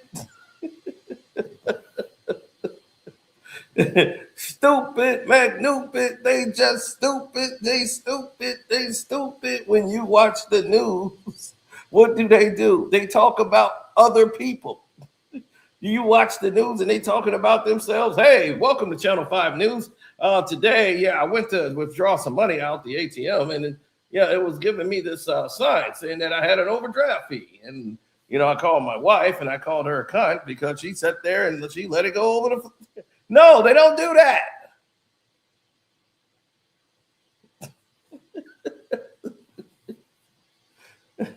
Stupid, McNupid, they stupid. They just so eager to say something. They don't even realize how dumb it sounds until it comes out their mouth. And they post it and we highlight it. So everybody get to know who said something stupid. And you're going to find your groove. You'll find your audience. Everybody is looking to come up and trying to get clout and all of this shit. Yes, you do. Don't worry about that. I say, yes, you do. And to make it funny, he's gonna contradict himself. Right? Remember, he says he doesn't care about clout. He doesn't care about any of that. He doesn't need it. Now, in the same doggone interview, he's gonna basically disprove everything he just said. You said, I think on the show, what did you say? You said something. Want to do it and taking care of business when you don't want to do it. That's the truth that we have seen, and that is continuing to be pushed on our people to think that give it to you. It's a possibility of what if. Most of us that have grown up to be 30 and 40 years old, it's over for us because I know. But for the people in the cheap seats, just I like when I'm proven to be correct with what I'm saying. There's some things that I know, and there's come after him or anything like that because with me, and I had assumed and took a side simply. Aurelius and my grandfather's birth certificates from Dawson, Georgia. It's on the Anton Daniels channel. I mean, it's on a Millionaire Morning Show. I know. And she's mine. And so that's reason enough to change your standards from, oh no, we don't go after kids to, well, you know what? That's what we do. Ain't no rules no more. So are you going to sue? Well, I can't really talk about that. My goal right now, Messi, is to assess, what is going on with my daughter, and then I play it from there. How is your daughter? She figuring it out. She figuring it out. As a person, she's great, and so luckily, I have the resources to do everything that I can to ensure that she's protected as much as possible. But I can't control the internet. You know what I'm saying? Of course not. Can you confirm that she is or is not a minor? She is a minor. Okay. She's 100% a minor. Okay. She's still in high school. She's still in high school. Okay. So do you expect that there will be more coming from Corey with regard to this? Coming back. Listen. I anticipated all of this 10 moves ahead. You mean you looking long-term at things? That's what you're saying? Is not all of this obvious? I know. But for the people in the cheap seats, just I like when I'm proven to be correct with what I'm saying. There's some things that I know, and there's plenty that I don't know. And I always want to make sure that when I'm proven right, that I say, I try to tell y'all. But people, sometimes think what they want. Is not all of this obvious? It is. Now, here's the thing where he's finna go to boasting and bragging. Now he says he knew this 10 steps ahead. I knew this 10 steps ahead. So if you knew this 10 steps ahead, why would you put your daughter and your wife in the crosshairs? If you knew 10 steps ahead, why would you go on the show? If you knew 10 steps ahead, you didn't need the show. According to you, you do 100 million views a month. So you don't need this, according to you. So you calculated putting your daughter in the situation, according to what you just said. Sometimes people's ego, they get so large, they don't even hear what they're saying. I'm like, you don't even hear what you're saying, do you?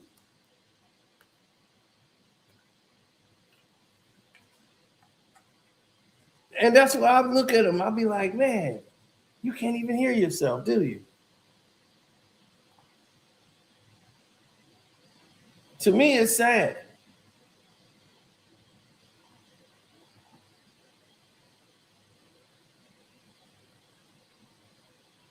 Yeah, it's really pathetic because you're doing damage to your own like legacy and ego.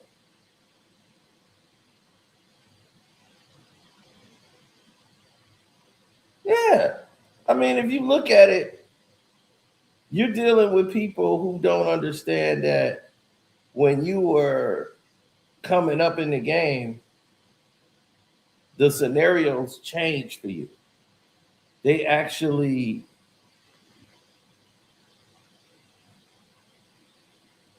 right, the game actually changed itself.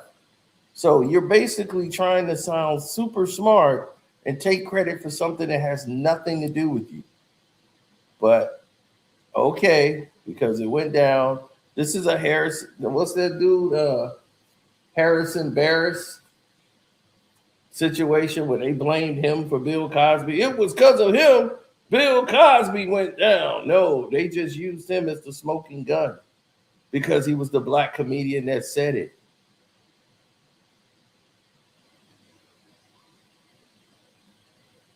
Now,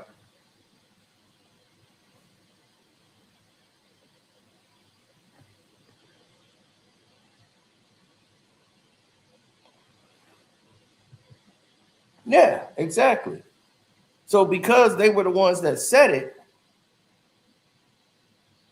I know, but because they were the ones that said it, that became the new narrative. But now he wants to, bravado, stick his chest out like he's taking credit for all the stuff that was going on around court. His chest is out now. He's feeling himself. It is, but maybe it's for people that don't think that way and only think in the moment. It wouldn't be obvious to them. And I think there's a lot of people that don't think that far. And unfortunately, just think listen, I'm not the typical black guy. I'm not that. Are you black, Anton? That's the other question. Are you black? Well, I just showed my father's and my grandfather's birth certificates from Dawson, Georgia. It's on the Anton Daniels channel. I mean, it's on a Millionaire Morning Show channel. You said you just showed it. What was that on a show? Aurelius Daniels. My father's name was Thaddeus Daniels. Okay. It don't get no blacker than that. Okay. So what's wrong with what's going on with you and O'Shea? What's the problem there? Well, O'Shea, last time I talked to O'Shea was shortly after Kevin Samuels died, because I had jumped into something that I wasn't supposed to, and it had nothing to do with me, and I had assumed and took a side simply because my homies and all of them was taking care. And this is what comes along with it. And so I don't take it personal when people come after me. The only time that, if it's not like real between me and you, the only time that I feel some type of way about it, and then now I have to take it personal, is when, when people come after my people. And then then I go dark. Understood. So because why would I complain about free publicity? See? Why would I complain about free publicity? Now, he just got through saying, I don't even need it. Remember I told y'all he was going to contradict himself? Now he's back talking about free publicity. I know. I love this shit. Shout out to me. Now, I love this. So now you can't say your daughter's a victim when you say, oh, this is free publicity. I love this. You can't play the victim card after you just said, you see how this guy, oh, I go dark. Now it's, hey, in the same interview, he's contradicting himself. He was, well, we got to evaluate this, it's my family, it's the daughter, we still processing this. And then you go, I love this. This is free publicity. It went from, I don't need any of this. I get 100,000 views a week, so I don't need any of this. Now he's, man, this is free publicity. I love this. And your wife, that video said you have multiple personalities. So this dude is a living, breathing goddamn, what was that guy? Split. So this must be the guy from Split. You the guy from Split? Now, which one is that? He had what, about 28 personalities? We on probably like personality 7 right now. We on personality number 7 right now. This dude is split for real.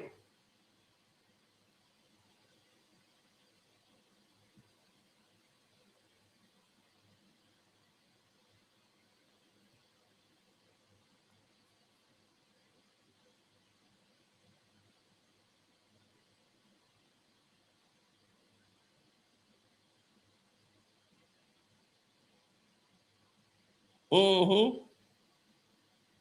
He's more from X-Men. This dude literally contradicted himself like 5 minutes later. It's like one personality was speaking, and now you're gonna have to come up with names for each one of your personalities, Anton. For each one of them. Because this person here that's talking is not the dude that was talking about 5 minutes ago. You went from, I don't need this, I do 100 million views a month. Only me and Joe Budden is doing the numbers. And 5 minutes later, here you is talking about, I love this. This free publicity. Didn't I tell you he didn't give a damn about them talking about his daughter? I know when someone is not sincere and don't care. He's playing victim. Don't nobody bothering his daughter about this. Dude, this dude is playing the role to stir the pot. That's all he's doing. I told you that from 21 Jump Street.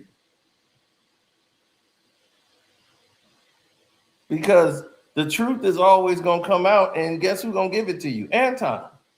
He going to tell you the truth. His ego is so boastful. He the villain that's going to tell his whole plan. Ha ha! I'm going to hit this red button, and everything is going to go. I built a pipeline that goes all the way to the city. He's one of them. He going to tell you his whole play. He gonna tell you his whole play. I'm like, man, I've never really watched this guy to see how he really operates. And I'm like, it's not smart.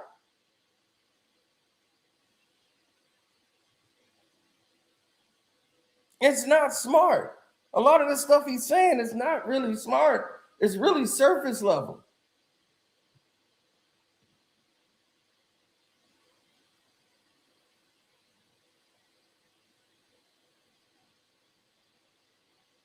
Listen, I am one of the most talked about people in 2026.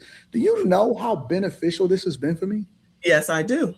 Yes, I do. You can't pay for this type of visibility. Now, you can't pay for this type of visibility. Do you know what this has done for me? You said you didn't need it. I don't need this. I do 100 million views. I don't need this. Now, look at the ego. The ego train is riding now. Did you see what this is doing for me? You see how much exposure? The algorithm? So right away, we see exactly who you are. This is what you do. And it's all coming from you. No one's putting words in your mouth. You actually just said this on the same interview with Messi. Now, if Messi was doing a very good job, she would have called you out on this BS the moment you did it. Because I would have called you out on it the moment you did it. Because I'm like, wait a minute, hold up. Time out. Didn't you just say you don't need any of this? You don't care? Now all of a sudden, you care. Now all of a sudden, y'all are processing it. Your daughter and everybody's figuring it out. And you don't know what you're going to do then you turn around and say, I love this. You said your wife and your daughter was disrespected and it's hurting your household and your daughter's life is changed and she's going through therapy. What's there to love? And you say you love this and you thinking about exposure rather than the well-being of your so-called daughter that you care so much about and your wife.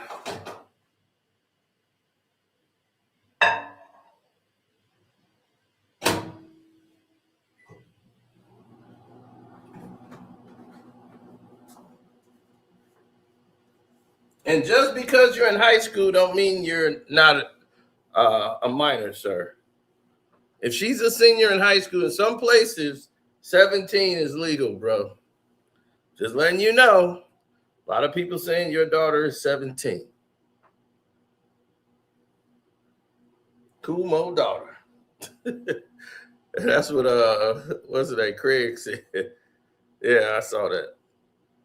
I know. I got crazy sponsors at my door right now. So I am do it. Like do the reaction videos, had the conversations, keep my name in the algorithm. I am very blessed for it. Mm-hmm. And I'm not complaining. That's why I don't have no problem with O'Shea saying what he says and all of that stuff.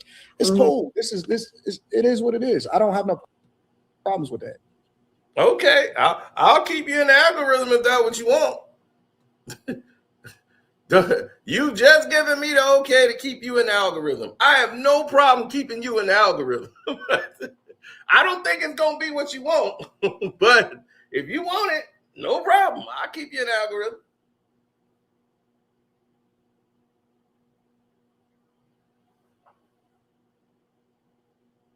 He's making this a profitable month for YouTube creators. No kidding. That is no joke. But actually, he started a bonfire that went off, but Corey is the actual generator. You see, Kwame Brown, Corey Holcomb, they're the ones that generate. They're the power. They're the power generators. He just comes to siphon off of everybody else. And we're reacting to the situation of him responding back to them. They're the power generators.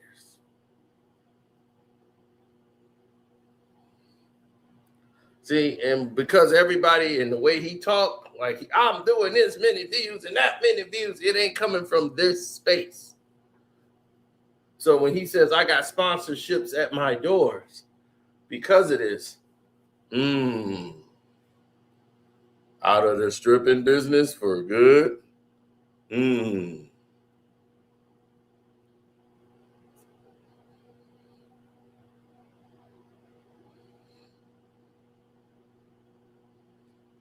Like I told you, that guy is split.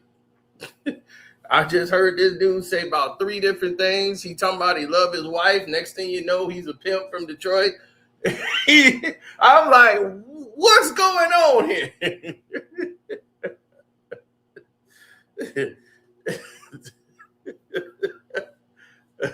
This dude is split for real.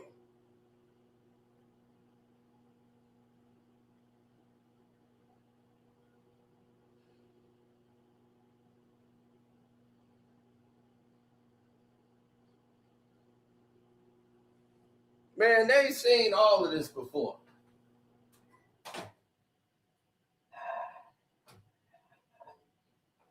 Oh, there's nothing new.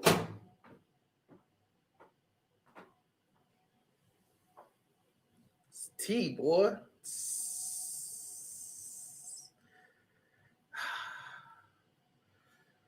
Yes, they give you these cups when you buy Mercedes. Mercedes give you these mugs at the dealership.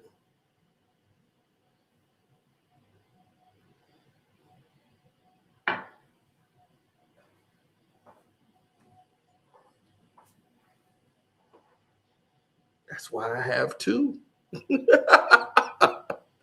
That's why I have 2. They come in handy. Now,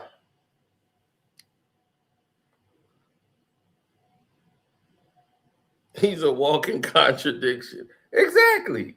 Now, everybody can see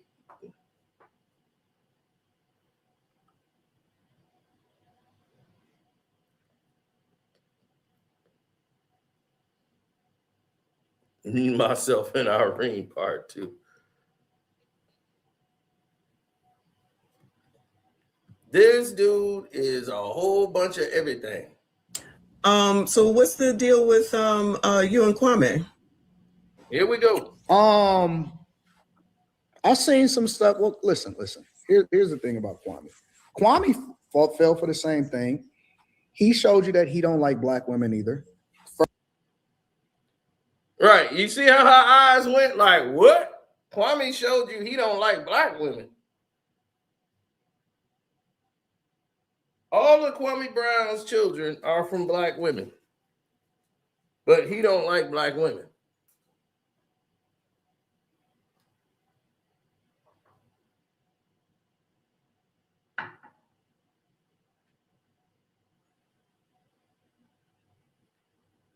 You see? You see how he just throw that out there because he's talking to a black woman. So he gonna try to throw that narrative out there on Kwame Brown. Because Messi probably don't know. Because she deals with him. This is why he goes to platforms that he knows he has the upper hand or where he thinks he has this type of control for this manipulation. This type of manipulation wouldn't have worked on me because, one, I know Kwame Brown. I know about Kwame Brown. So this manipulation wouldn't work on me, and he wouldn't have said that with me. Now, he had just did an apology to Kwame Brown. This is after he's done the apology. How are you apologizing? Well, I'm apologizing for Kwame Brown because everybody's in the chat telling me Kwame didn't turn on me, that I went and jumped off the cliff. I didn't watch what he said, and I just jumped off the cliff.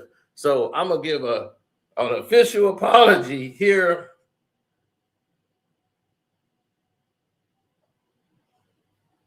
On the show.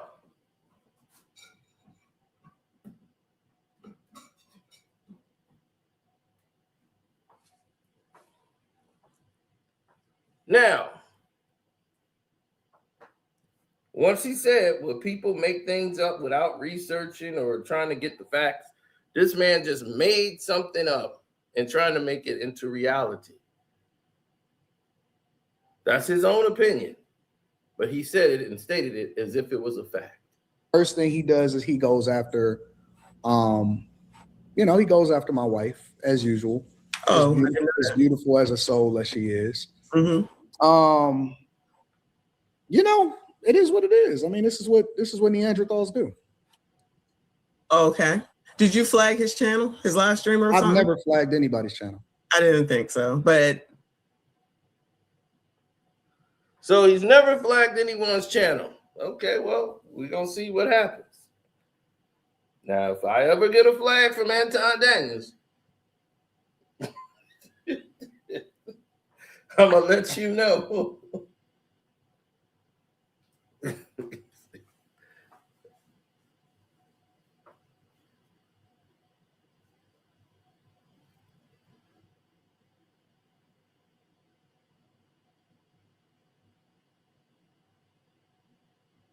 Mm-hmm.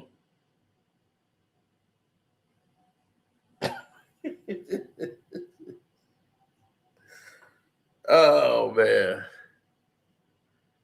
Keeping those receipts,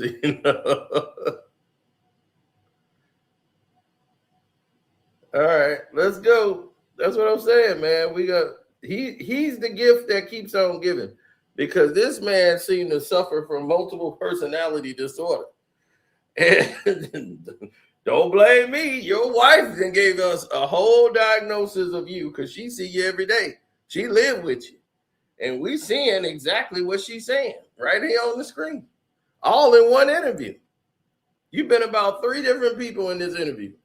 That's a video that his channel. We're gonna flag it over. I think I'm getting secondhand information about that. I haven't watched his video yet, but allegedly he's saying that allegedly, Kwame. He's saying that you flagged the channel. I saw it on somebody else's channel. And I think the video. I want people to talk about me. Why would I flag a channel of a person and I want that? This is amazing. He's so easy. He a fiddle. You can play him like a fiddle. You can have him. Listen, one thing I know about Kwame is he gonna give you free promotion for the whole year. Like he will definitely keep your name in the algorithm. Now his channel may not grow, and he'll make an excuse and say, "Oh man, because I don't care. Mama's cooking. Mama's cooking. I don't care about this. You new money. No, I'm more money than you." Again, this is not a money issue. Kwame Brown has equated more money than you've probably ever had in your life just playing in the NBA. I'm not new money. I'm more money than you. Like he's saying, after he gave a half-ass apology, this is why Kwame said he didn't accept it. Like, I don't accept your apology. Keep it. Now, he's betting you know that I want him to talk about me. He keeps me in the algorithm. You just said you don't need it. Remember earlier, I don't need this. I get 100,000 views a month. Ain't nobody doing no numbers like me but me and Joe Budden. So if you don't need it, what you doing it for then, Chief?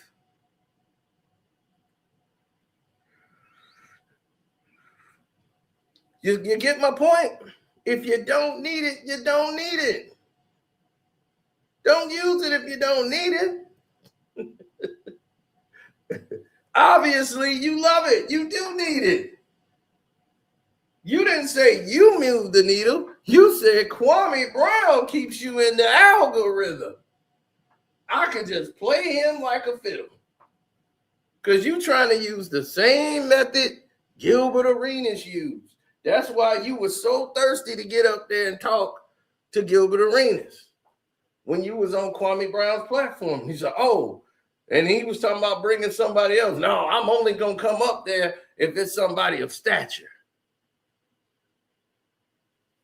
So I wouldn't even go up there with them. No, I'm only going to go up there with Gilbert Arenas. Now, I can get up there with Gilbert Arenas because he going to move the numbers and the needle. And you came up there, you was talking off the screen before Gilbert got up there. You was talking that let's go bank account for bank account and all that stuff with Gil. Then when he got up there, your energy kind of changed. You turned into a fanboy.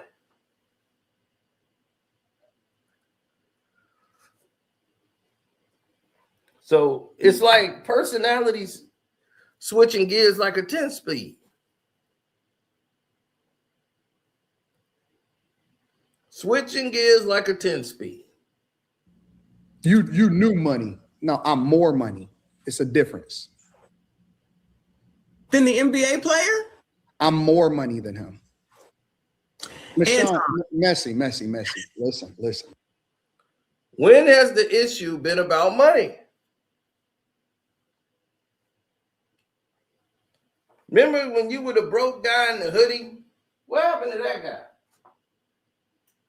What happened to the broke guy in the hoodie?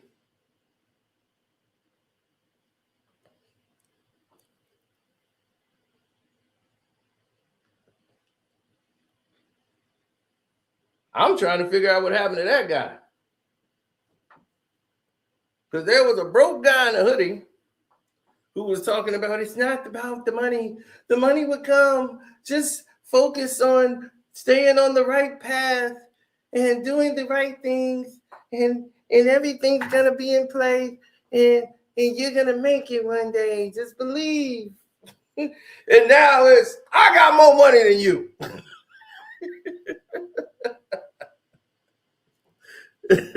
Money brings out what's already there.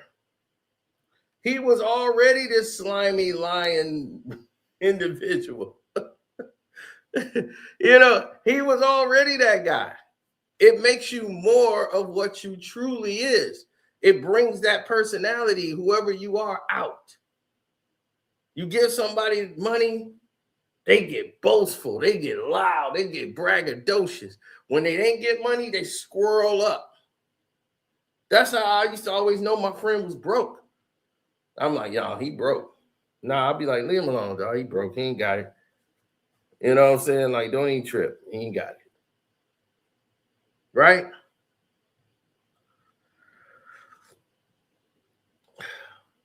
I used to always say that constantly.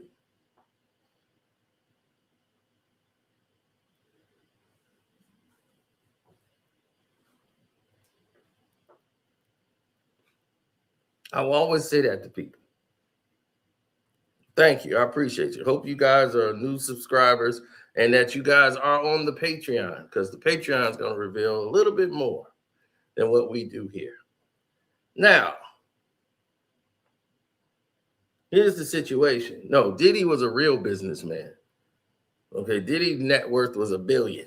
Okay, he was a real individual making real moves internationally.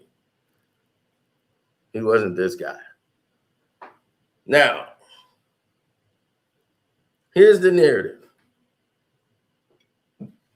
Yes, Outlaw, that is my Patreon.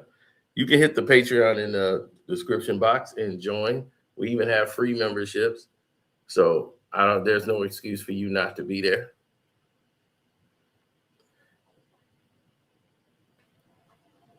Anton said he got 7 Rolls Royces.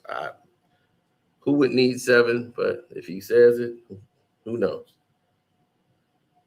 He's looking like Ric Flair right now.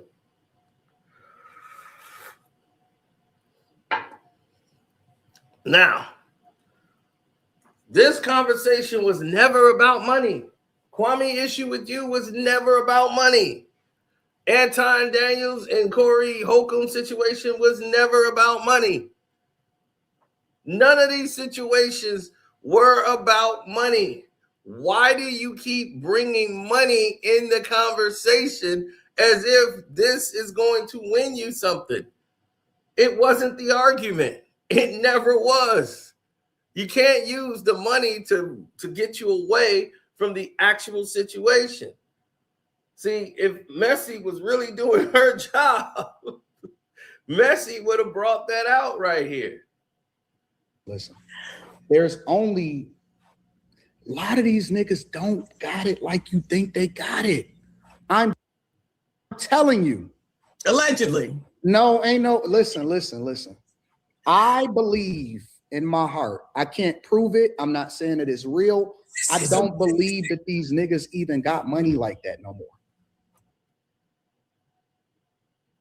Yep, you're right. I'm broke. I'm broke, been broke. I'm broke as a joke. Still has nothing to do with this issue. I'm broke. I'm broke. You ain't got to check on me. I'm busted. Flat broke.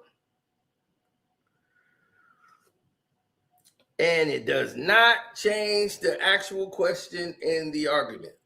Your issue with Kwame Brown is not about money.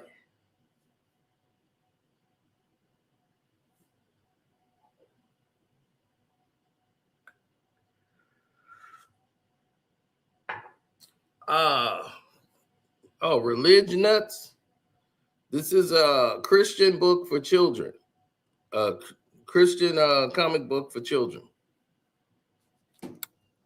My cousin came up with it because he's a real Christian and he's devoted to his beliefs.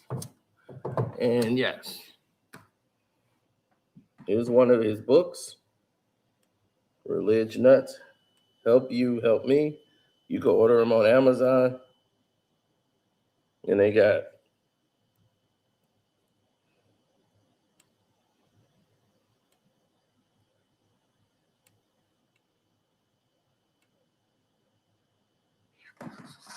so now instead of books and things of that nature that take children to the wrong place, you have books that take them to the right place.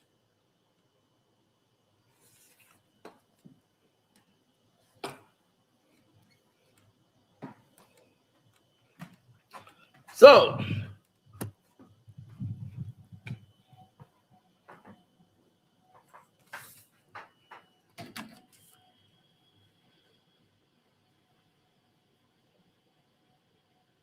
no, in 2026, like 2025, everybody's cool with being a victim.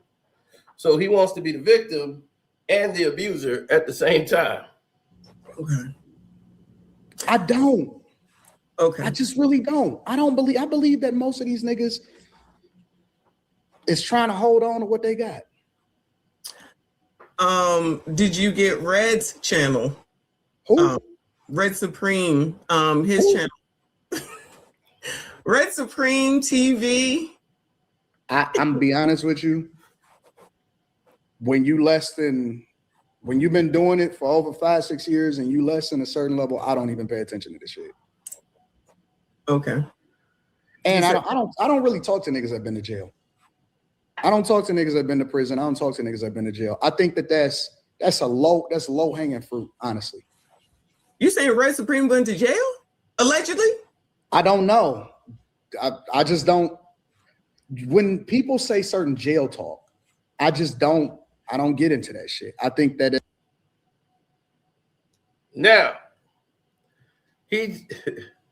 Now, he got stuck. Finally, she gave him a pushback question, and he got stuck. You see, all she asked was something really simple. Did he go to jail? And all of a sudden, he ceased. Now, the thing is he talked like he was too big. I'm too big for him. I'm too big for that person. Like, that person is beneath me. I'm too big. Right? He's too big for them.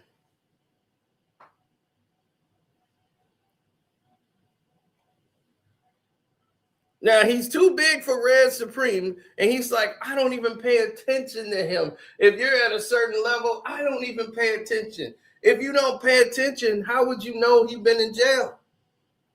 And this is basically what she's saying. He's been to jail? How would you know that information if you don't pay attention to somebody that's lower than you? You just played yourself. You've just played yourself yet again. You just played yourself. That's like me saying, that person has 13 views. I'm not going to pay any attention to that. You know, he's living in his mother's house. He works at Best Buy, you know, and they be like, how do you know all this information? Because you're obviously paying attention to it. So you're paying attention to people who are beneath you. Because you want to know what they said about you. So, again, it's not dissing you. It's just basically analyzing what you are actually saying. Not what other people are saying about you, what you are saying about you. Everything that you're saying, we're giving our analysis to what you are saying. And you are a living, walking contradiction, sir. Keep the focus where it should be. You want to turn the situation to money because that's where you feel you have the advantage.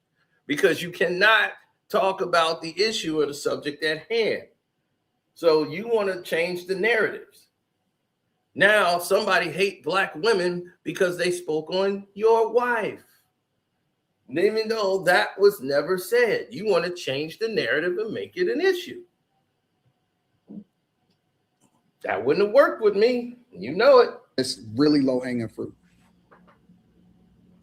So the thing with O'Shea's video that we was just watching, he says that you are the new Tommy Sotomayor. How you feel about that? I think that Tommy was a pioneer. Tommy was on the internet before a lot of people was on the internet. I think that Tommy was very, very, I've never actually watched the Tommy live stream. I'm gonna be honest with you because I don't think that I'm his target audience. Mm-hmm. However, I am objective enough to be able to give credit where credit is due. I think that he was a pioneer. I think that he was awesome in I think he was too early though. You know what I'm saying? Some of the stuff that he was saying before. Tommy was a person that attacked black women, called them the B word, arguing with them in traffic, got himself banned on YouTube many different times. If that guy is a pioneer, I think we have a difference of opinions of what a pioneer is. I wouldn't say that he's a pioneer of what not to do.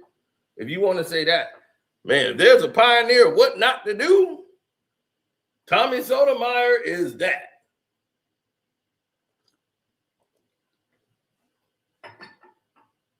The guy, he was another delusional human being. Used to contradict himself. He used to cry like a baby when he came to me. And he thought I was going to attack his mama when I talked to his mom on the phone.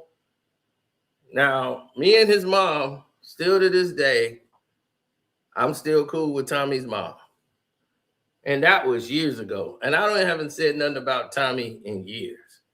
So it was genuine. Me and the mother, she has the church, her and her husband, his stepfather. And they were trying to get into a STEM program. They weren't trying to do STEM work. And my cousin got the Saginaw STEM, and they were going to work with her to help her get her STEM program going. That's it. That's it. Now, I never brought his mother on live stream and tried to humiliate her. He assumed that was going to happen and went into a panic. That guy is from out there with a space. He going to try to destroy me. He going to try to do this. He playing you. He going to embarrass you. Don't answer the phone when he calls. And tried to push this woman away.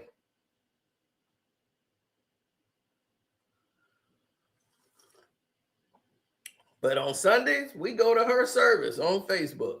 They got the Facebook ministries. They put a camera up in the church, and then they go and do their sermon. And since then, he wanted nothing to do with me. You see, that was not my play.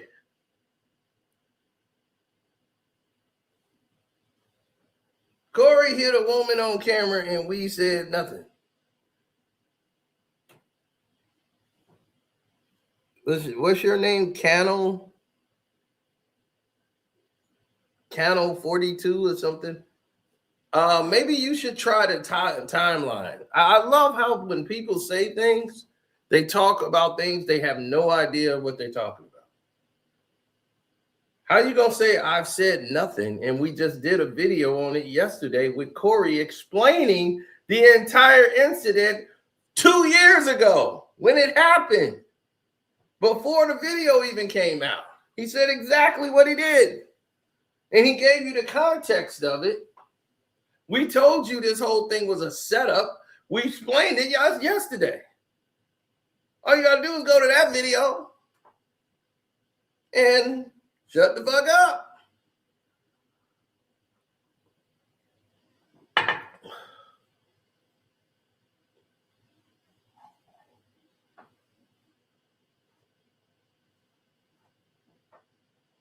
Oh, yeah, that's right. We got memberships here, and my members are also in here representing.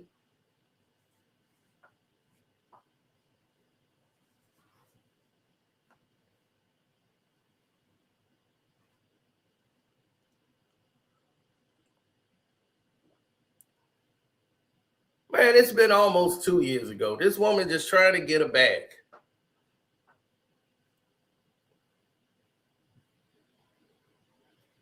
Yeah, so it's people in place.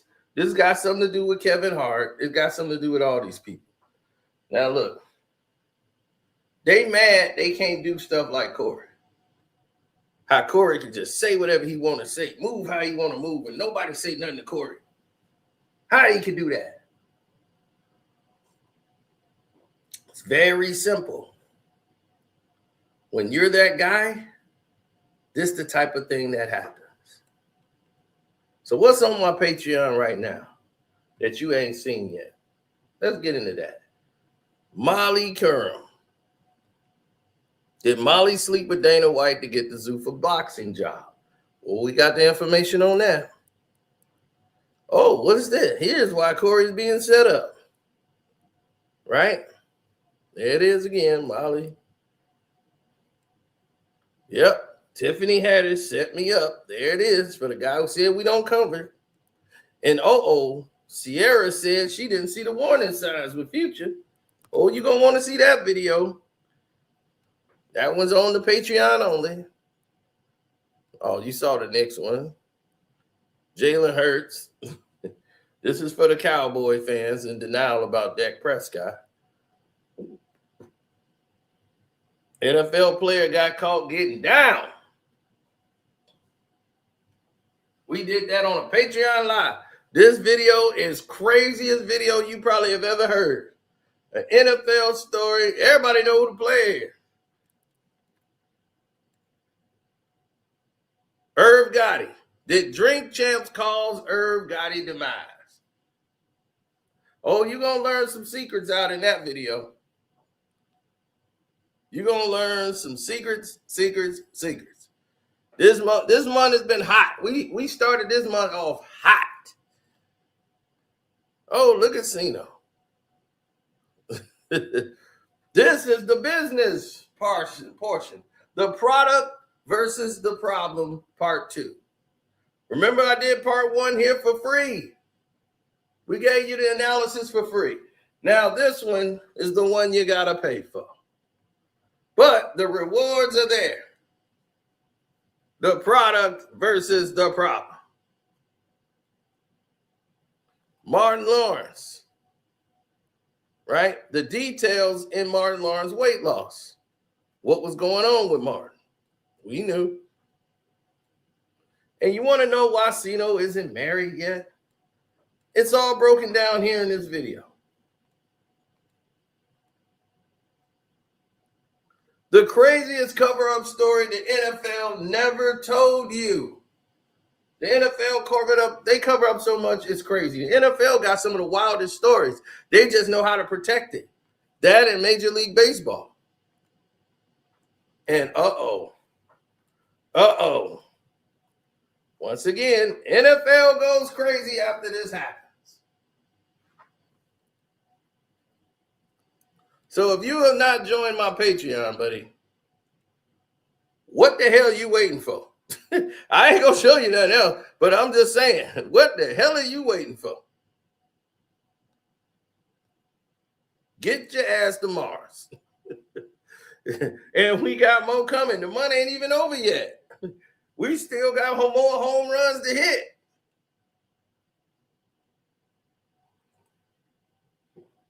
Now, we expose a whole lot of stuff in the NFL this time around.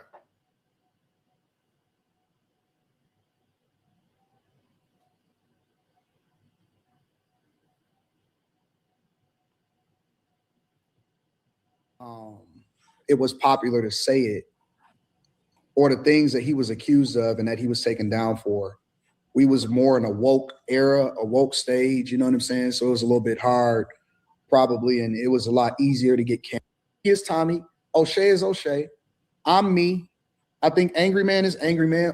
Everybody, regardless of whether you like them or you don't like them, they're uniquely them.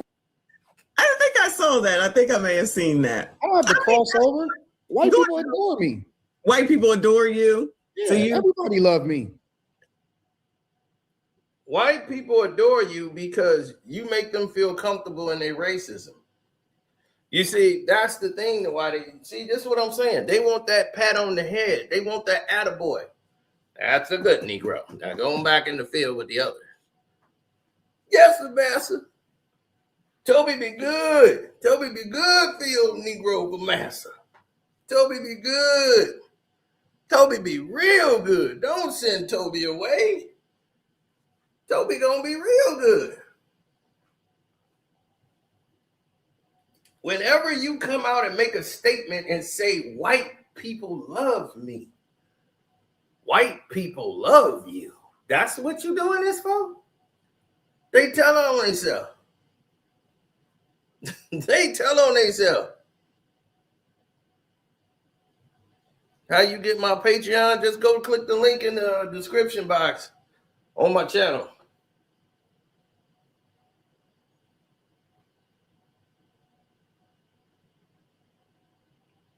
Or just go to Patreon and type in Carsino for Life. I'm going to pop right up. Believe me, I got one of the hottest Patreons going.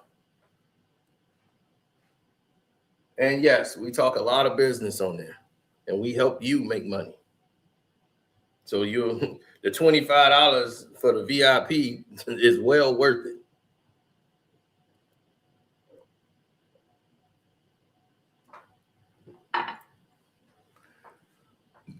People learned how to make money on a free video. I did.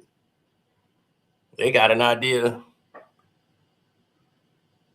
And they getting their businesses off the ground right now as we speak. But don't worry, I got a surprise for all of you who are my Patreon members. Believe me, you want to sign up ASAP. I'm definitely telling you. It's only in a couple more days. That's all you got to do. 4 more days. And y'all gonna be ready to go.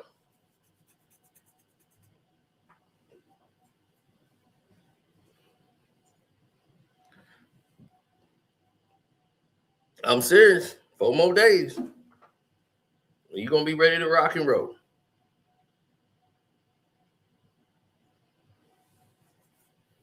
What free video was that? Well, you got to go on my page and see. Just type in, we got a search engine. You type in business in the search and see what pops up. And if you're a free member, you can, just go through the free video. And you'll see which video is there. And whatever I said on there or had that information, it helped out.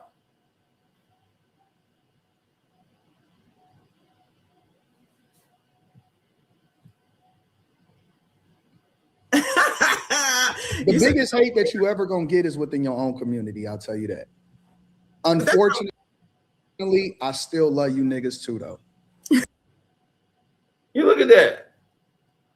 We niggas, but you got the white people. They're the ones gonna hate you the most. Everybody hated the most by the people that look just like them. White people is hated more by white people than any other group in the world.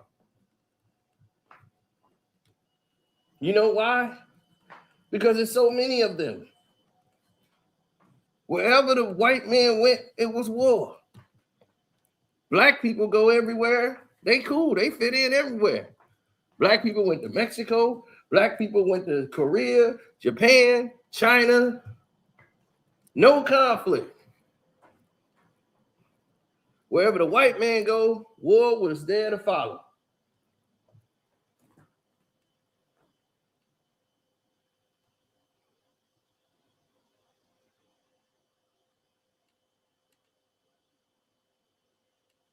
White man goes to China, we got Vietnam War. They go to Korea, we got war. Go to Japan, we got war. They go to Mexico. Maximilian, all of them. Spaniards go to war.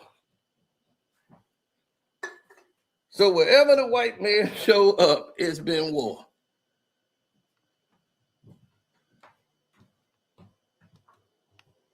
This is world history now. But this man, he respects their bottom line. He respects white men's money. That's all he cares about is the money. That's where the value is to him. He respects people money. And when you have people who look at money as the end all be all, they don't respect you, and trust me, they think of you as dirt under their shoe. You remind me of Steven from Django. Yeah, he would love to be Steven. He probably thinks Steven is misunderstood. That man is misunderstood. He loved his master like, man, that master treated him well, man. He treated him like a brother.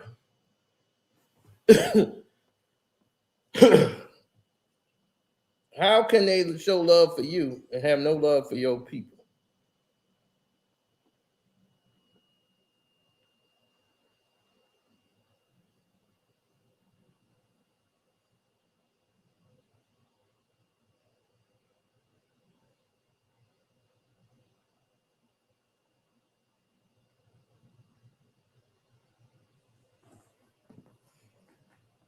Mm-hmm. That's all guys like they do is stereotype. You don't have to stereotype black people if you want to go and shuck and jive for whitey. Just go shuck and jive for whitey. Black people ain't begging for you to be down with them. Like, please, Anton, man, would you stop, man? Would you please go on and shuck and jive for whitey? Is that what you want to do? Do your little soft shoe so they can give you some money so you can feel like you bigger and badder and better than everybody else because you got some money. Because when you was a broke Dusty, you didn't have that same energy.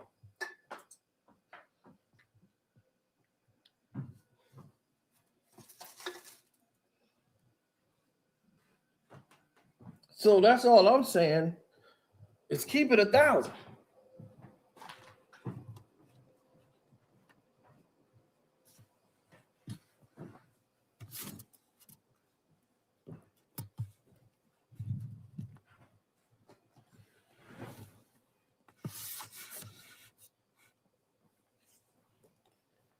You the guy from that movie about Nat Turner. You the guy that walked, just like, what's her name, Monique said, you the guy that would have walked your wife right in there to that white man. If he wanted your wife, like, man, your wife of yours is scrumptious. You think I can have her for the night? Oh, let me go talk to her. You'd have walked your wife right up in there.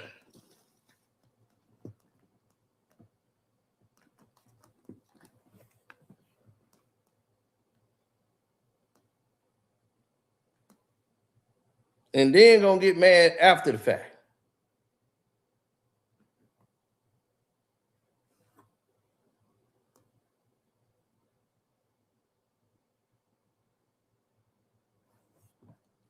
See, that was psychological control.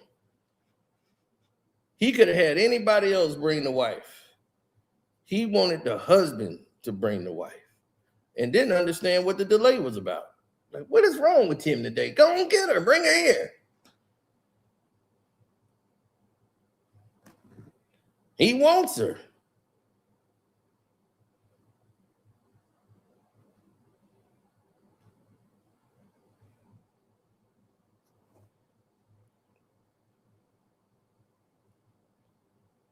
Now you see why his nephew punched him in the face.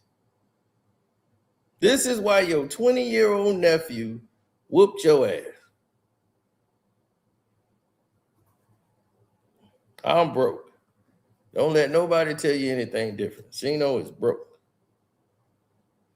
I am busted.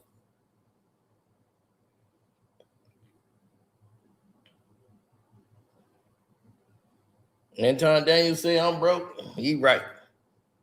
Chino, you broke. I'll be, yep, I'm broke. Next question.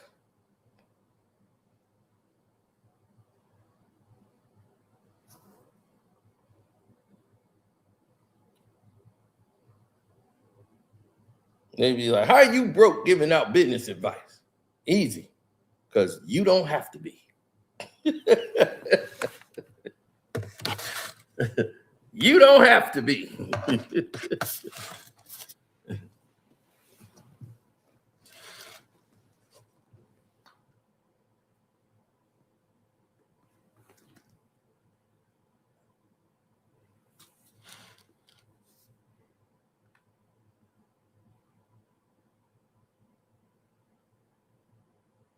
Mm-hmm.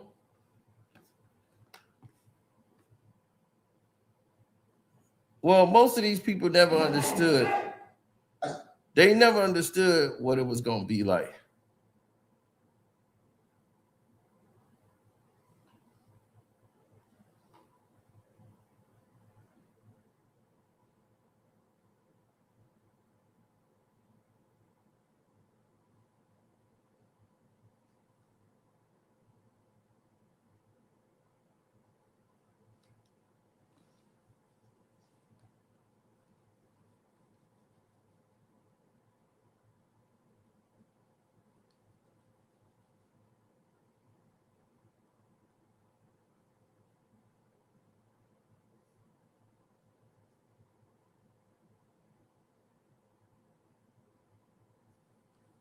Well, you're playing a game in which 90% of the people that are in this space are in this space for a reason.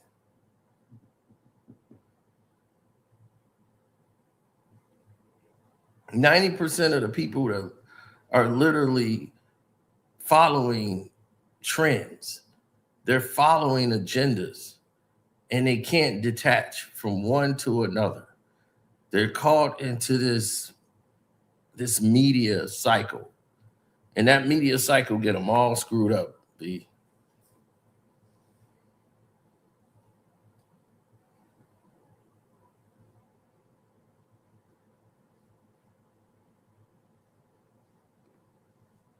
Whitlock, Stephen A., President Obama. I wouldn't say that. And etc. Puppets for Caucasians. The thing is, President Obama, it doesn't have to be. He doesn't need to.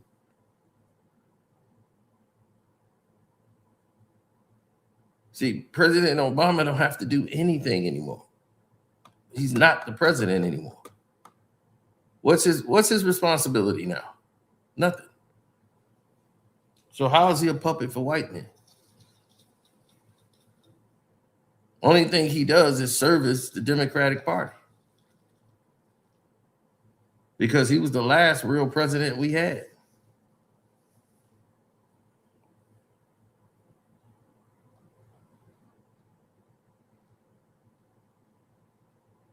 Now I'm gonna go get some work done on the Patreon and get some other things accomplished. I'm gonna holler at y'all later. Shouts out to everybody out there who's creating and making things happen. I know Jose Rodriguez on Sports Talk with Jose. I know he's happy, man. His Seahawks are in the Super Bowl, so I'm rooting for him.